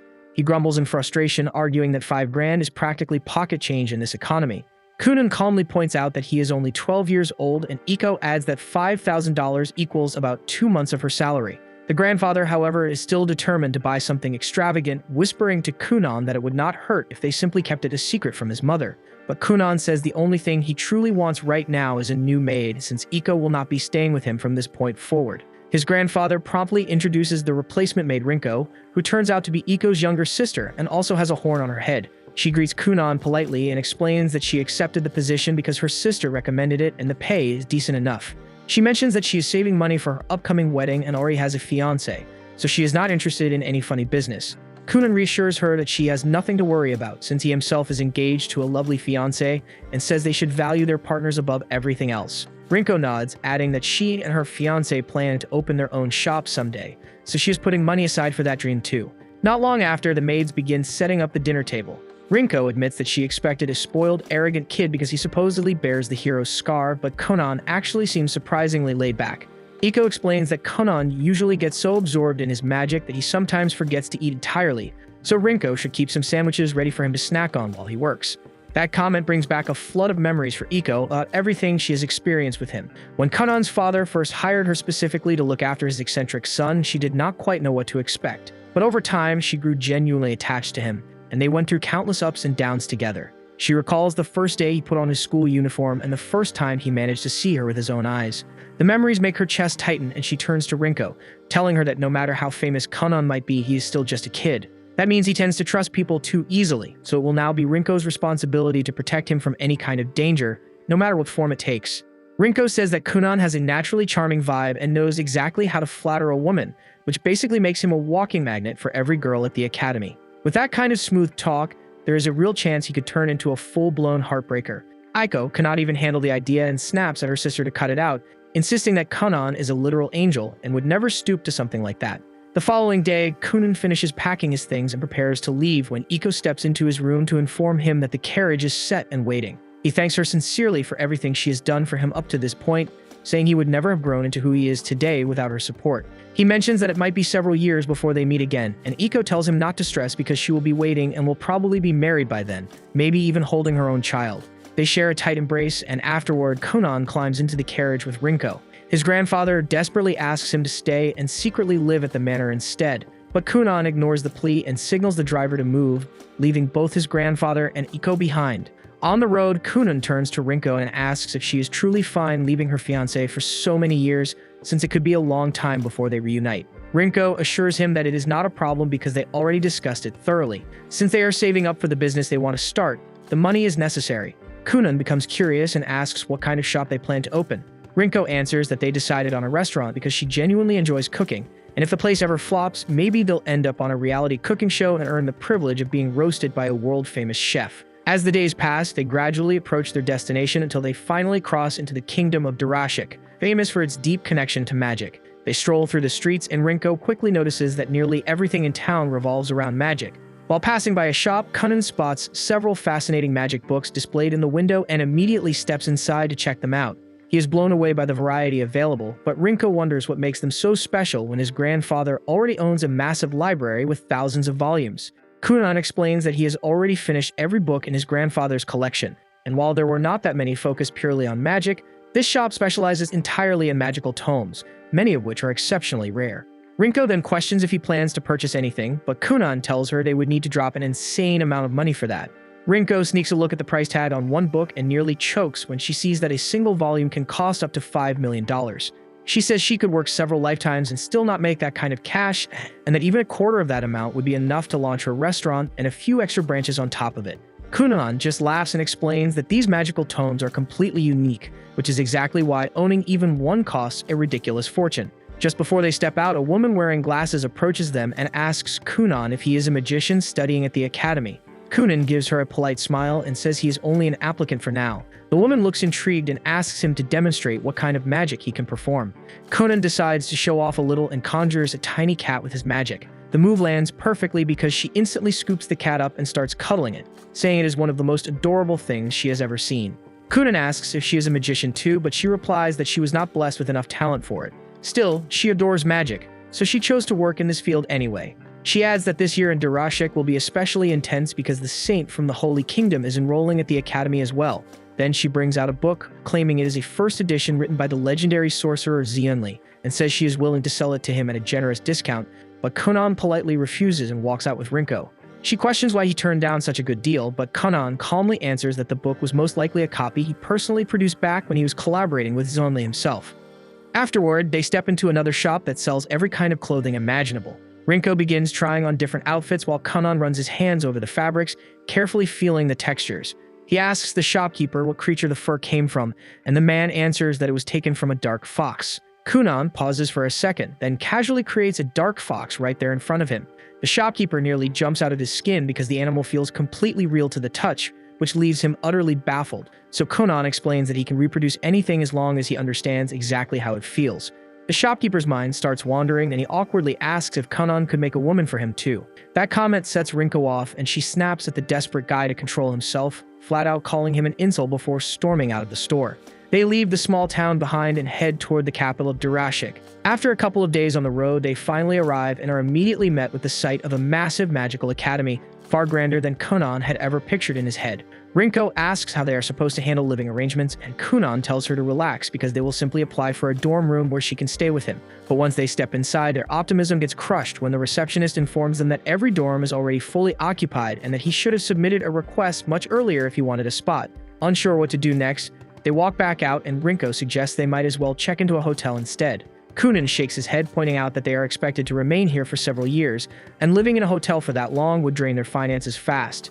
He considers finding a place to rent instead. Just then, the receptionist comes after them and hands over a stack of flyers listing local real estate agents who can show properties nearby. Kunan's eyes instantly brighten at the thought of renting an entire house for just the two of them and living independently, similar to how he once did back in his homeland. That same day, they managed to secure a beautiful house located close to the academy. The following day, they return to the academy for the entrance exam, but the receptionist informs Rinko that she is not permitted beyond this point since only students and staff can enter. Rinko even attempts to slip her a bribe, but that tactic gets her nowhere. So she waits outside while the receptionist, whose name is Laubella, escorts Kunan down a hallway and out onto a wide grassy field where 3 other candidates are already standing, ready for their evaluation. Kunan forms his magical eye and scans the other candidates, noticing that each of them carries some kind of unusual hidden trait. Still, his attention locks onto the girl standing off to the side because there is something different about her. He approaches her and casually asks whether she is the saint from the Holy Kingdom, and she admits that she is, though she looks puzzled about how he even knows that since they have never crossed paths. Kunan explains that he simply wanted to speak with her because she is the first light attribute mage he has ever encountered in person, and he is eager to understand everything he can about that element. The saint sees no reason to humor him, firmly stating that light magic stands above every other branch of magic, so as a water mage, there is nothing he could possibly gain from her. The other applicants exchange confused glances at that claim because magic does not actually operate on any kind of ranking system. Realizing she may have misspoken, the saint apologizes, explaining that she was merely repeating teachings drilled into her at the temple. While she has everyone listening, she also offers an advance apology, admitting she has been told she lacks many of the emotional responses most people naturally have. So even if she is speaking normally, she might unintentionally offend someone. She clarifies that her emotional deficiency stems from the influence of the hero's scar she inherited, and the moment Kunan hears that, his excitement spikes since it sounds like they might end up as 2 disabled best friends. The saint remains completely lost about what Kunan is implying, but at that exact moment, the professor overseeing the entrance examination arrives and instructs everyone to prepare. Kunan studies Professor Surf and immediately senses that the man possesses serious power, and Sifi is powerful too. However, her defining trait feels slightly unimpressive since it amounts to nothing more than several rats clustered around her feet. After giving their introductions, Surf and Sifi congratulate all 4 applicants on successfully enrolling at the Durashik Magic School. The students are stunned by this announcement because they have not even been tested yet. Surf clarifies that admission here is practically assured as long as you are a mage. The saint is taken aback because she had been warned that the entrance exam was extremely challenging. Surf admits that the academy spreads that rumor intentionally to maintain an image of prestige. In truth, considering that all 4 of them possess magic crests, which are incredibly uncommon, rejection was never on the table.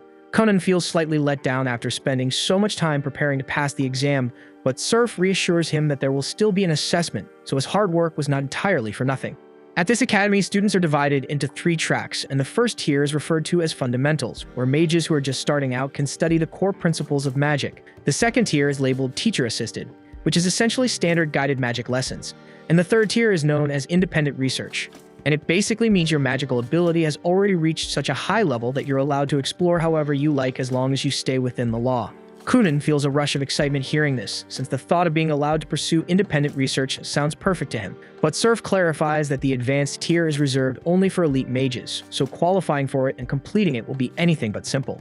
Kunan's enthusiasm only grows because he's eager to find out what kind of challenge awaits him, but for some reason his upbeat attitude seems to irritate Sifi. The opening stage of their evaluation is a hands-on exam, so Surf instructs each person to step up one by one and announce their crest type, its rank, and how many spells they are capable of casting. Hank goes first, stepping forward and stating that he possesses a 2-star fire crest and is able to cast 7 spells. Surf then asks him to showcase his strongest technique, so Hank performs a fire trail spell. Kunan watches with interest because although the fire technique itself is basic, its special feature is that it travels along a route Hank outlines with his magical energy, giving it countless possible uses. When Hank finishes, a swirling pattern has been scorched into the grass, and Surf nods in approval before calling the next applicant. The next boy introduces himself as Rhea and explains that he holds a 2-star wind crest. He adds that he can perform 8 spells. Surf looks impressed and is quietly rooting for Rhea since they share the same wind affinity, though his final judgment will still hinge on how skillfully Rhea handles his magic. Rhea prepares to unleash his top spell, but before doing so, he cautions everyone to move back because it packs a bit of force. The group retreats, and Rhea lifts his wand toward the sky, drawing in a massive amount of magical energy before releasing a powerful wind surge into the ground. The technique he just demonstrated is intermediate-level magic, pulling energy from above to generate a fierce gust, which leaves Kunan seriously impressed. The following applicant is Reyes, and she calmly announces that she possesses a 3-star light crest and can cast up to 5 spells. Her strongest technique is healing magic, but since nobody is hurt right now, she opts to demonstrate her second strongest ability instead, a concentrated beam of light used for offensive magic. Kunan is blown away because an attack made of pure light like that is nearly impossible to dodge unless you anticipate it before she even finishes casting. He is honestly curious to witness what other abilities her light element can unleash, but unfortunately it is already his turn to step forward. Kunan introduces himself and states that he carries a 2-star water crest, though he is limited to only 2 spells, the water sphere and the bubble technique. Surf is taken aback by this revelation, especially because he had been specifically instructed to make Kunan's examination unusually difficult. Kunan looks confused and asks what he means, so Surf explains that he received 2 separate letters of recommendation on Kunan's behalf. One came from the Grand Mage of Shulia, and the other was written by Xionli. The moment Xionli's name is mentioned, every student in the room reacts with surprise, since none of them realized Kunan had ties to such a renowned figure. Kunan is more shocked that everyone seems familiar with Xionli, but Surf clarifies that nearly every academic mage knows that name. As it turns out, Sifi shares a somewhat strained past with Xionli, which explains her cold attitude toward Kunan as his apprentice. In any case, because Xionli himself requested that the difficulty of the exam be increased, Kunan shrugs and agrees without hesitation. Surf then initiates the test by forming a swirling wind barrier around his body and informs Kunan that his task is to overcome him under those conditions. The spectators immediately assume the challenge is hopeless. Kunan only commands basic-level water magic, and wind magic naturally deflects water spells with ease, making it seem impossible for him to break through Surf's defense. Yet Kunan simply gazes at Surf with mild dissatisfaction, as though he expected something far more demanding. Surf finds Kunan's bold confidence intriguing, but reminds him to actually pass the trial before criticizing it for being too simple, unless he is merely putting on an act.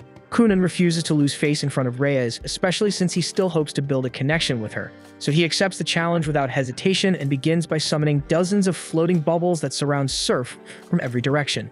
Surf is genuinely impressed that Kunan managed to produce that many, but he brushes it off, saying it is useless because bubbles like that will never penetrate his barrier. Kunan, however, is not even close to finished and calmly increases the number of bubbles, dyeing them crimson and sending them spinning violently around Surf's shield. Now, if Surf dares to drop the barrier, he will instantly be swallowed and carried off by the raging bubble storm. Even then, Surf refuses to admit defeat and tells Kunan he will need to raise the stakes if he wants to win. Kunan simply forms a chair out of water beneath himself and sits down like he has all the time in the world, telling Surf that the fight is practically settled already. He explains that he can maintain this bubble vortex for 2 full days without stopping, and since there is no time restriction, he is more than happy to wait until Surf collapses from exhaustion. After all, a spell like that barrier must be draining a ridiculous amount of mana, so Kunan estimates Surf can only hold it for half a day at best. As much as it irritates him, Surf realizes Kunan has outplayed him completely, so he admits defeat and Kunan finally disperses the swirling bubble vortex. The moment it ends, Kunan immediately turns toward Reyes and starts pressing her to show him more of her magic. With this phase of the exam concluded, Surf gathers the students and escorts them into a classroom, but Kunan continues bothering Reyes, trying to convince her to demonstrate more spells. He even goes as far as inviting her out for a parfait date to spark her interest. Yet Reyes flatly refuses, saying she has no desire to show off her abilities. Surf cuts in, calls for everyone's attention, and tells Kunan to knock off the flirting because the next stage of the exam is about to begin, and Reyes needs to stay focused before her interview. Kunan nods in understanding, and Seifi calls Hank in as the first candidate. While Hank is inside, Kunan asks Surf what kind of questions the interviews involve. Surf admits he cannot give a clear answer since the subject shifts depending on who is being evaluated, so Kunan will just have to find out when his turn comes. With nothing better to do, Kunan starts asking Surf about wind magic as they wait. Surf does not mind and allows him to continue. After everyone else finishes their interviews, Surf asks Kunan what he would have done earlier if the battle had included a strict time limit. Kunan replies that if waiting it out had not been an option, he would have attempted to merge his bubbles with Surf's barrier and seize control of the wind itself. Surf asks him if he truly believes that is achievable, pointing out that he has never encountered a method like that before. Kunan admits he has never actually tested it, but his instincts tell him it should be possible, since seizing control of a spell from within ought to be far simpler than attempting to override it from the outside. In his opinion, water magic is the most adaptable element because it can slip through and infiltrate almost anything, though he cannot declare it the strongest yet since he still has not worked out the precise mechanics required to push it that far. At last, it is Kunan's turn for the interview, and Seifi arrives to escort him to the designated room. When they reach the entrance, Kunan pauses, slightly confused because his magical perception cannot detect anything beyond the door. He asks Seifi to describe what is inside. Only then does she remember that Kunan is blind, and she quickly apologizes before explaining that the interior resembles nighttime. She offers to guide him in if he cannot see, but Kunan reassures her that he will manage and steps inside on his own. For the first time in quite a while, he experiences complete darkness, as even his magic eye fails to perceive anything. Then suddenly his magic eye is forcefully dispelled, and he becomes aware of 7 presences encircling him. One of the figures advances toward him, mentioning that she was once Zionli's mentor. Kunan immediately interrupts and politely asks her to stop approaching, explaining that he is engaged and prefers not to stand too close to other women. The woman is taken aback having heard that he was flirting with Reyes earlier. Kunan quickly clarifies that it was not flirting at all, only genuine curiosity about Reyes' magic, which is an entirely different matter. Deciding to move on, the figure asks whether he gained any new insights today. Kunan enthusiastically describes the remarkable varieties of magic demonstrated by his fellow examinees and says he intends to analyze them carefully and adapt similar techniques into his own repertoire once he returns home. Satisfied with his response, the figure informs him that he will be assigned to the advanced class, news that delights him. She adds that if he continues to excel, she may even consider accepting him as her direct disciple. Yet before she can finish speaking, Kunan has already exited the room, having lost interest in listening further. Though being dismissed so casually stings a little, she cannot deny that Kunan is extraordinary. The moment he entered, he attempted to perceive his surroundings with a spell unlike any she had encountered before. Even if it was not fully refined, she finds herself eager to see just how far his creativity will take him. Back at Kunan's house, his parents get a letter from Rinko letting them know that Kunan passed the entrance exam and even secured a spot in the advanced class. They're both incredibly proud of what he accomplished, but as they continue reading, Rinko casually adds that Kunan might have gone a little overboard during the test and basically turned the school lawn red with blood. And Kunan's father instantly loses his temper because he cannot believe his son would stir up that kind of chaos on his very first day.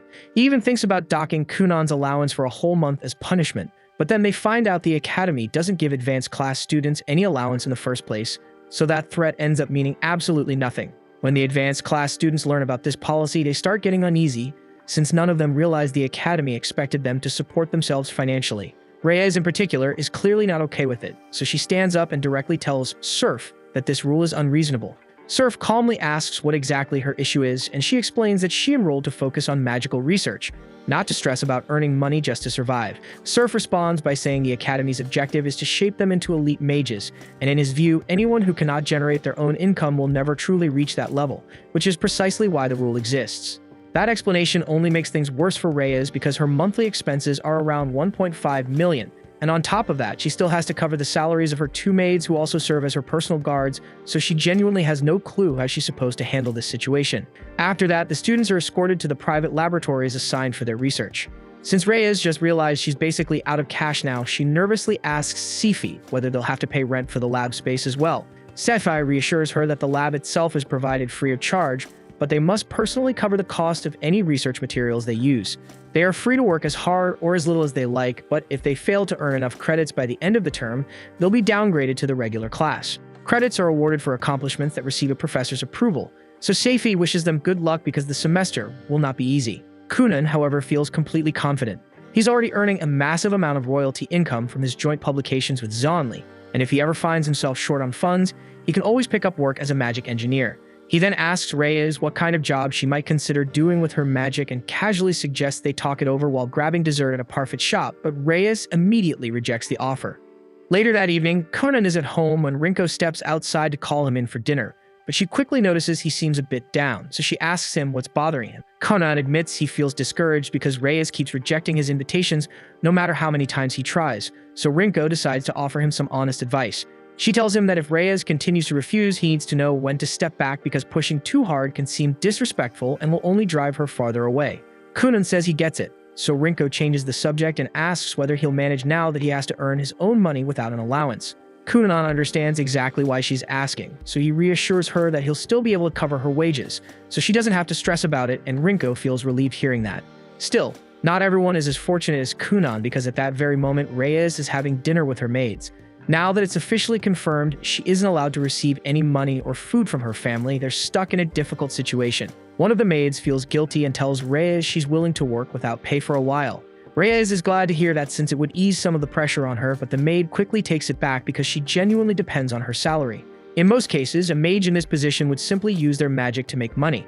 But Reyes doesn't have that option because the church strictly forbids her from profiting off her healing magic, so she's honestly in a really bad spot. The following morning, Reyes drags herself to school looking exhausted after staying up all night trying to figure out how she's going to afford her expenses. While walking through the hallway, she notices a long line of students gathered outside Kunan's lab. Curious, she asks what's happening, and they tell her that Kunan recently launched a business and it's wildly popular. She watches as an incredibly tired girl pays Kunan for a 60-minute sleep session, and after registering her, Kunan escorts her into the lab to get everything prepared. The rest of the students wait impatiently for their turns, but Kunan's lab space is limited and all the time slots are already taken, so he apologizes and explains they'll need to wait another 30 minutes for an opening. The noise and crowd catch the attention of Surf and Seifi, who come over to see what's going on, and they're genuinely impressed by how successful Kunan's little venture has become. Surf then turns to Kunan and asks him what exactly he's running here, so Kunan calmly explains that it's a sleep haven. He packed his lab with a dozen enchanted water beds, and because they're ridiculously comfortable, any student wrecked by research-driven insomnia can finally get proper rest. He came up with the idea because he understands better than anyone how brutal intense research can be on your sleep cycle, which is why he was sure there'd be no shortage of customers even if he can only handle a handful at a time due to limited space. After listening to Kunan's proposal, even Surf gets sold on it, so he offers to secure a larger lab for him. In return, he asks that Kunan allow the professors to pay for the service too, since almost everyone in the faculty is chronically sleep-deprived. Kunan admits he'd feel slightly awkward charging professors for something like this, but Surf reassures him that it's completely fine and that they gladly pay without hesitation. Just like that, Kunan's little venture earns recognition across the entire academy, and every customer walks out singing its praises because they feel fully refreshed afterward. The glowing feedback attracts a non-stop stream of new clients, so Kunan is seriously stacking up profits. Still, a few students start watching him a little too closely, mostly because he happens to be Zionli's disciple. Later at Reyes' residence, the lights go out because she couldn't cover the magical electricity fee, and the situation begins to weigh heavily on her since she never imagined life would get this rough. One of her maids suggests she talk things over with the professors, but she already attempted that. They simply told her to seek Kunan's advice instead, since he clearly has a knack for business.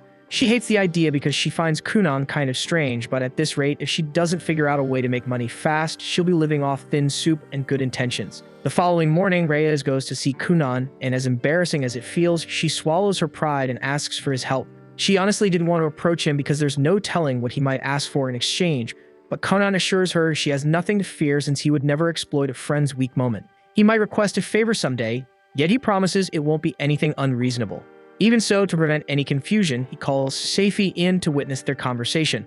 Kunan tells her he has no problem letting Reyes take the lead on the project since she urgently needs the income, and they can settle the finer points later. He asks whether she's willing to partner with him, though it's not like she has many alternatives, so she agrees. Kunan is genuinely thrilled by her answer because it finally gives him the chance to experiment with her magic. Kunan reaches out for some assistance from Professor Shuriya, a fellow light attribute instructor, and luckily, they're on great terms since she has profited quite a bit from Kunan's sleep venture. She informs him that she successfully secured the seeds he requested, then places them in his hands. When Kunan lifts the lid of the box, Reyes is taken aback to discover Shishilla seeds inside. Shishilla is a holy herb of immense worth, so Kunan intends to cultivate them so Reyes can market them for solid earnings. Reyes immediately objects, explaining that Shishilla seeds only take root in consecrated ground. However, Kunan had already looked into the matter and found that Holy Land simply refers to soil infused with natural holy and purification magic. So he reasons they can replicate those conditions by having Reyes activate her Holy Sanctum spell. Shreya is curious to see whether the plan succeeds, so the three of them stand by while Reyes performs the spell under Kunan's guidance. Moments later, a radiant barrier of sacred light surrounds the seeds, and they begin to germinate, so both Shreya and Kunan are thrilled that the trial worked. Kunan eagerly starts recording every detail he observes from Reyes' spellcasting. Watching him beam with excitement makes Reyes realize that all the times he kept pestering her, he probably was not attempting to woo her at all. He was simply fascinated by experimenting with her magic. That said, it is only partly true because although Kunan has no romantic intentions, he never skips the opportunity to tease. While drafting his notes, he catches Reyes staring and casually asks whether she has secretly fallen for him, but she flatly denies it. Kunan already knows Reyes is strapped for cash, so he suggests she could launch a healing service since countless people would gladly pay for medical restoration, but Reyes explains she cannot as the church strictly forbids using holy healing abilities for personal profit. Hearing that, Kunan searches for other options and mentions that certain scholars at the academy are willing to compensate those who gather experimental data. Yet mastering that field would demand too much time given Reyes' urgent money troubles. Then Kunan gets another idea and asks whether any doctrine prohibits her from monetizing purification magic. Since the church's rules do not address that, he proposes partnering with Reyes to create a magical tool together. At that moment, Surya interrupts and advises Kunan to ease up, pointing out that while his intentions are kind, shared patent rights over enchanted items can become complicated fast, so it would be wiser for him to think the arrangement through more carefully. Kunan feels a wave of relief when the experiment succeeds because it means his 1 million investment wasn't thrown straight into the fire. Reyes looks confused and asks what he means, so Surya calmly explains that each Shishila seed costs 200,000, since students have to pay for all their own research materials.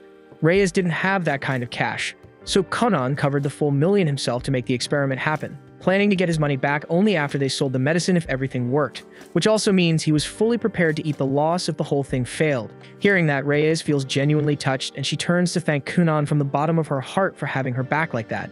With the growing part done, the next step is turning the herb into actual medicine, so Surya guides them through the preparation method, and with a bit of support from Kunan's bubble magic, several Shishila pills are successfully refined. After that, they head out to find a buyer, and Kunan helps Reyes lock in a contract worth 2 million per batch, basically solving her money problems in one move. To celebrate, Kunan decides to take Reyes and her maids out for lunch. The maids are overflowing with gratitude, since thanks to him they can finally start earning again. And considering they've been barely scraping by for days, Kunan generously tells them to order whatever they like from the menu, wanting to treat them properly for once. A few hours later, though, Kunan looks completely drained because that treat ended up costing him 220,000. Sure, he told them to pick anything, but he definitely didn't expect them to casually start adding expensive wine to the table. He silently vows to be way more specific next time he offers something for free. Still recovering from the damage to his wallet, he heads back toward his lab, only to find Hank and Rhea waiting outside his door. He asks what's going on, and they admit they're struggling to figure out how to earn money using their own magic, so they were hoping he might give them some guidance. Kunan almost brushes them off at first, but they look genuinely stuck, so he agrees to help on one condition. They assist him with a few experiments. He asks Hank to use his fire magic to cook bacon properly, and tells Rhea to experiment with wind magic to see if he can achieve controlled flight. At the same time, inside Kunan's sleep sanctuary, the three girls who have been secretly keeping tabs on him unexpectedly run into one another. The moment they lock eyes, it becomes obvious they're all interested in the same person, and the atmosphere turns tense fast. After a month, Kunan presents his newest creation to the professors, explaining that it is a furless rat plush he designed for his sleep clients to hold while they rest. He came up with it after hearing feedback that even with his water bed, some people still struggle to drift off without the proper kind of cushion, so he decided to solve that issue himself. He asks if anyone wants to test it out, but Surf gently refuses, saying he has a bad feeling that if he grabs that thing, it will be so unbelievably soft that he will never want to release it. With that settled, it is time for Kunan's big debut, so he bids the professors farewell and heads off to greet his exhausted customers. At the same time, Surf and Sifi discuss how smoothly things have been progressing with the new students. Kunan has managed to establish a remarkably streamlined and lucrative operation. Reyes is holding her own quite well, and both Hank and Rhea have begun bringing in respectable earnings through their joint experiments with Kunan, making this year's advanced class look extremely full of potential. Even so, Surf is convinced it is only a matter of time before competing factions begin making their move. And almost on cue, the three girls who have been secretly watching Kunan arrive asking for him. When they learn he has already stepped out, they politely apologize for disturbing them and take their leave. At the same time, Kunan introduces his newest item to his customers, and the reaction is overwhelmingly positive, with everyone eager to give it a try and quickly reserving afternoon slots. After sorting through all the bookings, Kunan decides to step away for a short rest. Just then, he catches the unmistakable smell of Hank attempting the fire magic bacon he requested, so he forms a staircase of water and heads downstairs to check on the progress. Sadly, Hank has burned the bacon again, just like the previous attempts, and admits that it is difficult to perfect since he has never cooked anything like this before. Kunan offers a few pointers, reminding him that bacon turns out best when cooked slowly over steady low heat. Hank says he understands the theory, but maintaining a consistent flame with fire magic for an extended period is far from simple. That comment makes Kunan pause and think for a brief moment, yet he quickly regains focus and tells Hank that practice is the only way he will truly master it. After that, he moves on to Ria to check the status of the flight trials.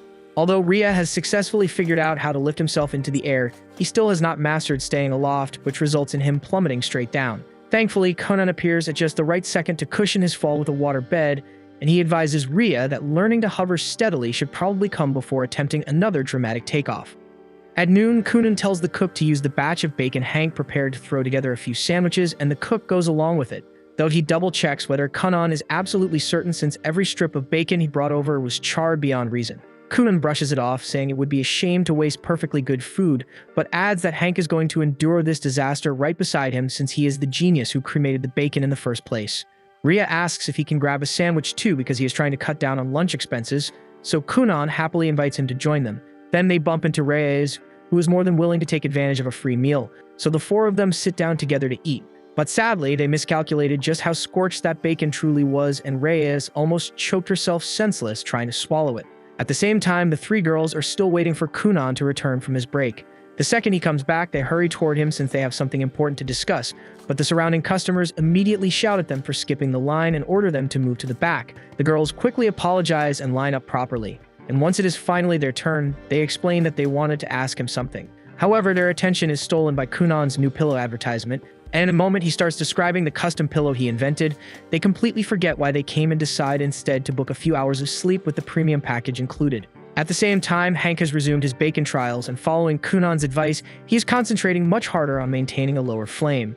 Nearby, Ria keeps training his floating control, while Reyes focuses on preparing a fresh set of sacred herbs. Sephi feels relieved seeing that everything appears to be running smoothly, yet Reyes admits she still cannot grasp how forcing them to earn their own income is supposed to improve them as sorcerers. Sephi clarifies that mages like Reyes and the others have probably spent their entire childhoods doing nothing but research, supported financially by their families. But once they step into society, a mage can easily find themselves short on funds, and in that situation, there will always be questionable individuals ready to exploit their desperation. Reyes finally understands the reasoning behind the rule, and Sephi is pleased by that, though she suddenly recalls that recruitment season has just begun, so she casually asks Reyes whether any faction has tried to approach her. Surprisingly, Reyes says no one has contacted her at all, and the same applies to Kunan and the rest, which puzzles Sephi, because she was convinced rival groups would be scrambling to secure new talent. In truth, the factions did dispatch recruiters, but those recruiters are currently fast asleep, completely unaware of why their plans have stalled. The following morning, Kunan and the others gather at lunch to talk through this entire faction issue. From what Reyes has picked up, these factions are organized groups made up of students from the advanced class. The three biggest among them are the Ability faction, the Harmony faction, and the Rationality faction. In simple terms, they function as cooperative networks for mages, especially useful when running large-scale experiments that need multiple participants, though the only thing drifting through Kunan's mind is the idea of teaming up with a crowd of girls doting all over him. Students are free to join whichever faction they prefer or not join one at all. Hank has already decided to set his sights on the Harmony faction, but the rest of them are still unsure which path would suit them best. For the moment, Kunan proposes they focus on eating today's bacon sandwiches, and Hank looks noticeably pleased since he managed not to char this batch into oblivion. But once everyone takes a bite, they quickly realize that while the bacon isn't burned this time, it tastes terrible anyway because it's overloaded with salt, meaning Hank still has a long way to go with his cooking technique. Afterward, the leaders of the different factions discover that their recruiters apparently spent the entire previous day sleeping instead of recruiting anyone, so they resolve to handle the matter personally. By coincidence, they bump into one another in the academy hallways. The instant their eyes meet, they all understand they've come for the exact same reason, to recruit Kunan. To avoid open conflict, they agree to settle it with a small game to determine who earns the right to approach him first. At the same time in the garden, Hank continues experimenting with his grilling process, but he's beginning to feel drained after working at it relentlessly for so long. Even so, Kunan reminds him that he's the one footing the bill for all the meat Hank keeps ruining, on top of paying him a proper wage to carry out these trials, so he really has no grounds to complain. Hank can't refute any of that since it's completely accurate, so he swallows his frustration and keeps going. At the same time, Conan goes to check on Ria's progress with his training. Ria demonstrates that he has mastered hovering in midair, which genuinely pleases Kunan, but now it's time to push further. Kunan surrounds Ria with a sphere of water and tells him to attempt actual flight. The bubble acts as protection in case he crashes into a wall or building during the attempt. Ria is amazed at how effortlessly Kunan devised a defensive water barrier on the spot, and it drives home the realization that no matter how far he has come, there is always another level to reach. Meanwhile, in Ria's hometown, he was celebrated as the greatest mage they had ever produced because of how devastating his spells were, and he took real pride in that reputation. But it's painfully clear that he's not even close to Kunan's level. For now, he needs to concentrate on getting stronger, so he can make enough money to repay his family for scraping together the funds to send him to this academy. He's just about to head out when a massive blast echoes in the distance, and both he and Kunan spot what looks like a magical clash erupting beyond the line of trees. The ones throwing down are the three leading faction heads, and they're all desperate to claim the honor of speaking to Kunan first, so they're unleashing their strongest spells at one another while shielding themselves from incoming attacks, all to prove who can endure the longest. Kunan and Ria have no clue what sparked the fight over there, but Kunan thinks it actually looks entertaining, and he figures he'd like to try something like that himself one day. At the same time, Hank is still grinding away at perfecting his fire magic cooking technique, debating whether he should crank up the heat or dial it back to get a better outcome. Then Kunan suddenly appears behind him and tells Hank he's disappointed with how rigid his creative approach has been. So far, all Hank has done is tweak the temperature of the flames he produces, and honestly, that's dull to watch. Kunan only agreed to bankroll this experiment because he wanted to witness a more inventive use of fire magic, so he tells Hank he needs to start thinking beyond the obvious if he plans to break through this wall. At that moment, Surf calls out to Kunan and asks him to urgently set up a water bed for a professor who is completely exhausted from lack of sleep, so Kunan forms a staircase out of water and ascends to the window to lend a hand. Watching Kunan manipulate water, transforming liquid into solid steps, makes Hank realize he hasn't been tapping into the full scope of fire magic at all. Sure, he can regulate the flame's intensity, but he can also alter its color and even its scent, and that sparks a brilliant idea. There's no reason he couldn't produce a flame that carries the perfect aroma for bacon. Pushing the concept further, he might even be able to infuse the meat itself with distinct flavors using that same technique, so he gets ready to attempt it one more time. But before he can start, a member of the Harmony faction suddenly approaches him and asks if he would consider joining them. At the same moment, Ria is in the middle of his very first flight exam, but staying airborne is way tougher than he ever imagined because he keeps smashing straight into buildings. He finally loses control and slams into the ground, and while he's trying to catch his breath, a recruiter from the Rationality faction approaches him and explains that if he wants to fly properly, he should be forcing the wind to obey him. Instead, he needs to let the current move naturally and simply steer it around his body, and the instant Ria actually looks at her, he's completely head over heels. Not long after that, the group meets up for lunch like they always do, and to everyone's shock, today's sandwiches are genuinely delicious, so they immediately praise Hank for pulling it off. Kunan suggests that now that Hank has finally mastered bacon, he might want to experiment with cooking something else, but Hank is already ahead of the curve, so he proudly reveals an entire tray packed with different kinds of meat grilled flawlessly. Kunan is seriously impressed, but there's just one tiny issue. There's absolutely no chance they can eat all of that. Once Kunan points it out, Hank realizes he might have gone a little overboard. Luckily, they managed to sell the extra meat to the chef since the quality is top tier. And on top of that, this ends up becoming the foundation for Hank's own little business idea, meaning he can finally start earning money by himself. As they walk through the corridors together, Reyes asks Ria whether he finally figured out the trick to flying, and he confirms that he did, though it's mostly thanks to some guidance from an upperclassman. Kunan is relieved to hear that because once Ria truly masters flight, he could turn it into a courier service, and Ria can barely contain his excitement. He also tells them that the same upperclassman invited him to join the Rationality faction, and he plans on saying yes, but definitely not because he thinks she's cute or anything, since that would be ridiculous. Since they're already talking about it, Hank mentions that he received an invitation to join the Harmony faction, and Reyes shares that she was invited into the Ability faction, though she still hasn't decided whether she'll accept. After hearing that everyone else got offers, Conan can't help wondering why he's the only one who didn't, but they quickly explain that he's actually the hottest topic on campus right now. In fact, the leaders of all three factions are still battling each other for the chance to personally invite him, and when the fight finally wraps up, Ability is announced as the winner, with Harmony taking second place and Rationality finishing third. Since Bale earns the first opportunity to negotiate, he decides to play his strongest card and summons the most beautiful girl in his faction to try and charm Kunan into joining. Sometimes later, while he was in the courtyard carrying out aerial trials with Rhea, a girl named Elia from the Ability faction suddenly approached him. After giving a polite introduction, she asked Kunan if he would consider joining their group. It was obvious she was trying to win him over with a little charm, and it was actually working because he immediately started going on about how adorable she looked. Kunan agreed on the spot, and Elia left pleased with herself, confident she had secured him. The moment she disappeared from sight, though, Kunan casually returned to focusing on his research like nothing had happened. He then told Rhea to raise himself a bit higher into the air. Rhea followed the instructions, but before they could continue, someone else walked up. She introduced herself as Elva from the Harmony faction and explained she was there to invite Kunan to join them. She was clearly trying the same sweet-talking approach, so Kunan responded the same way too, praising her appearance and instantly agreeing. Elva left with a satisfied smile, yet the second she was out of view, Kunan completely erased her from his mind and shifted his attention back to Rhea, reminding him to maintain steady magical output or he would tip over. Rhea quickly apologized and corrected his posture, but what really bothered him was something else. He asked Kunan if it was actually fine to promise himself to the Harmony faction after already saying yes to the Ability faction. Kunan shrugged it off, explaining that he never refuses a request from a beautiful girl, and as if on cue, another visitor appeared. She introduced herself as Cassis from the Rationality faction and turned up the charm full blast. She invited Kunan to join her side, but this time he completely brushed her off and told Rhea it was time to leave, walking away and leaving Cassis stunned. Rhea stared in disbelief because he had no idea Kunan could act that cold towards someone so attractive. Kunan bluntly explained that he would have agreed if a girl had been the one asking, but he was certain the person earlier was actually a freaking guy, and that was not his thing at all.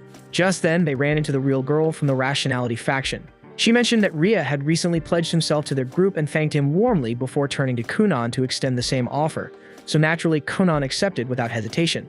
Rhea was completely floored and rushed off to get someone else's take on the situation. Once it became clear that Kunan had accepted invitations from all three factions, the reality set in. Even though the factions were relatively calm at the moment, once word spread that Kunan had promised himself to every single one of them, it was almost guaranteed to blow up into a massive disaster. Meanwhile, over in the Ability faction building, Bale is holding a party to celebrate Bale's convincing Kunan to join their guild. He tells her she did a great job and everyone cheers for her. But all of a sudden, the hall doors swing open as the members of the Rationality faction barge in, and Cassis immediately starts accusing Elia of lying about getting Kunan to join the Ability faction. Bale has no idea what's going on, so the leader of the Rationality faction gains, apologizes, and explains that there's a bit of a problem. They all agreed on the order in which the factions would be able to attempt to recruit Kunan, and the assumption was that after Kunan accepted one, he would naturally reject the others. But it turns out that Kunan accepted all three invitations, though technically he rejected the invitation from Cassis, but he came around on the second attempt. Something like this has never happened before, so the faction leaders aren't sure if Kunan is actually serious about joining all three factions or if he was just saying yes to get rid of them, and the only way for them to find out is to ask him in person. All the while, Kunan is sound asleep in his bed without a care in the world. Meanwhile, back in the kingdom of Hulia, Princess Mirica has made a lot of progress in her training as a swordswoman, and she is now strong enough to single-handedly kill a bear in the forest. Nah, I'm just messing with you. Fighting a bear isn't exactly easy, so she gets her sword smacked out of her hands in a matter of seconds, and it's about to maul her to bits. But at the last second, it was taken out by her brother Lyle. He commends her for her bravery because if she hadn't kept the bear busy for that long, then he never would have been able to land a finishing blow on it. He tells her she's doing great as the vice captain of the Wild Bears party, but Mirica isn't happy about the way things turned out at all because she still has a long way to go. At night, Mirica makes her way back to the castle, and the maids are already whispering about her since she's been heading out and returning late at night, yet nobody has the slightest clue where she disappears to. Her personal maid is there to welcome her and lets her know that a letter arrived from the Senior Academy for Nobles regarding her final examination. A strict expression settles over Mirica's face because she fully understands just how intense that final exam will be. Then Laura mentions there's another letter waiting for her, and the instant Mirica hears it's from Kunan, all that tension melts into bright, unfiltered happiness. She quickly gets herself comfortable to read Kunan's message while Laura prepares a cup of tea for her, and the moment she begins going through it, she learns that Kunan has been busy experimenting with all kinds of magic since arriving in Durashik, even attempting something ridiculous like cooking bacon with fire magic, which is good. But when she reaches the section where Kunan brings up Reyes, Mirica stiffens at the realization that he has befriended another girl. The thought unsettles her more than she expected, yet she decides she has no choice but to trust Kunan and believe he would never betray the promise they made to each other. The following morning in Durashik, as Kunan sits down for breakfast, Rinko tells him she plans to organize a proper ledger for the household spending, so she needs him to hand over a thorough breakdown of everything he's been purchasing. Kunan is not exactly object, though he questions why she requires his shopping notes, and she calmly explains that keeping precise records of income and expenses is essential if someone wants to build wealth. She then asks what he even does with the profits he earns from his school business, and Kunan casually admits that he just tosses the money into a drawer and forgets it exists until he happens to need it. Rinko presses further, asking whether he at least saves the receipts from his purchases, but Kunan confesses he never bothers tracking those details. Still, he recalls that he tends to jot things down whenever he buys something, so there should be a notebook somewhere filled with expense entries. The problem is he has absolutely no idea where that notebook ended up, which prompts Rinko to tell him to start searching for it immediately.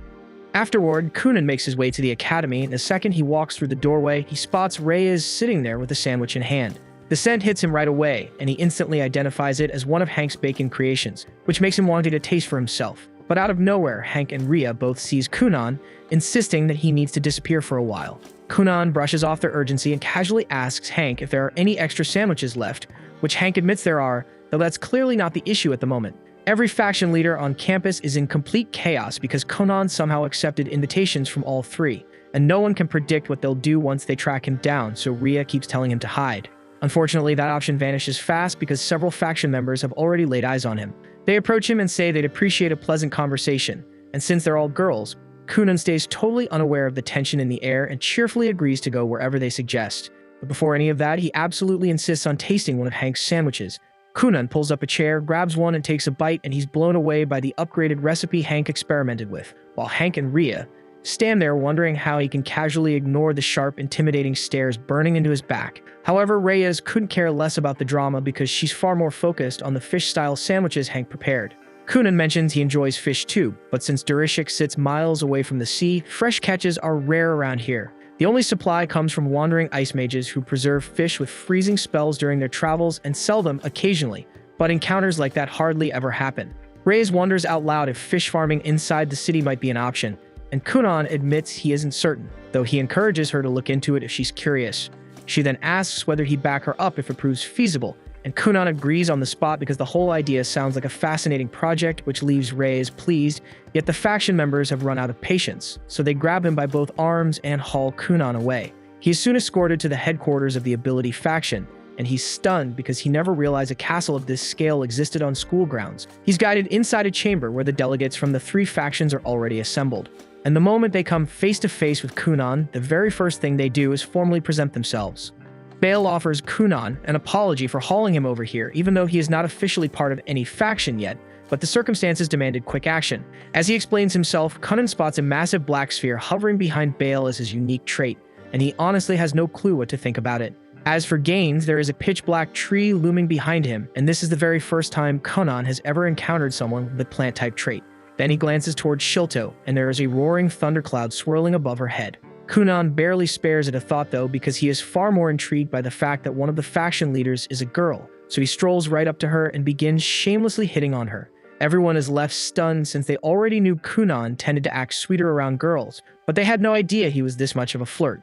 Sandra then gets irritated and snaps at Kunan that he needs to treat the situation with some seriousness, since he is the one who created this whole disaster in the first place.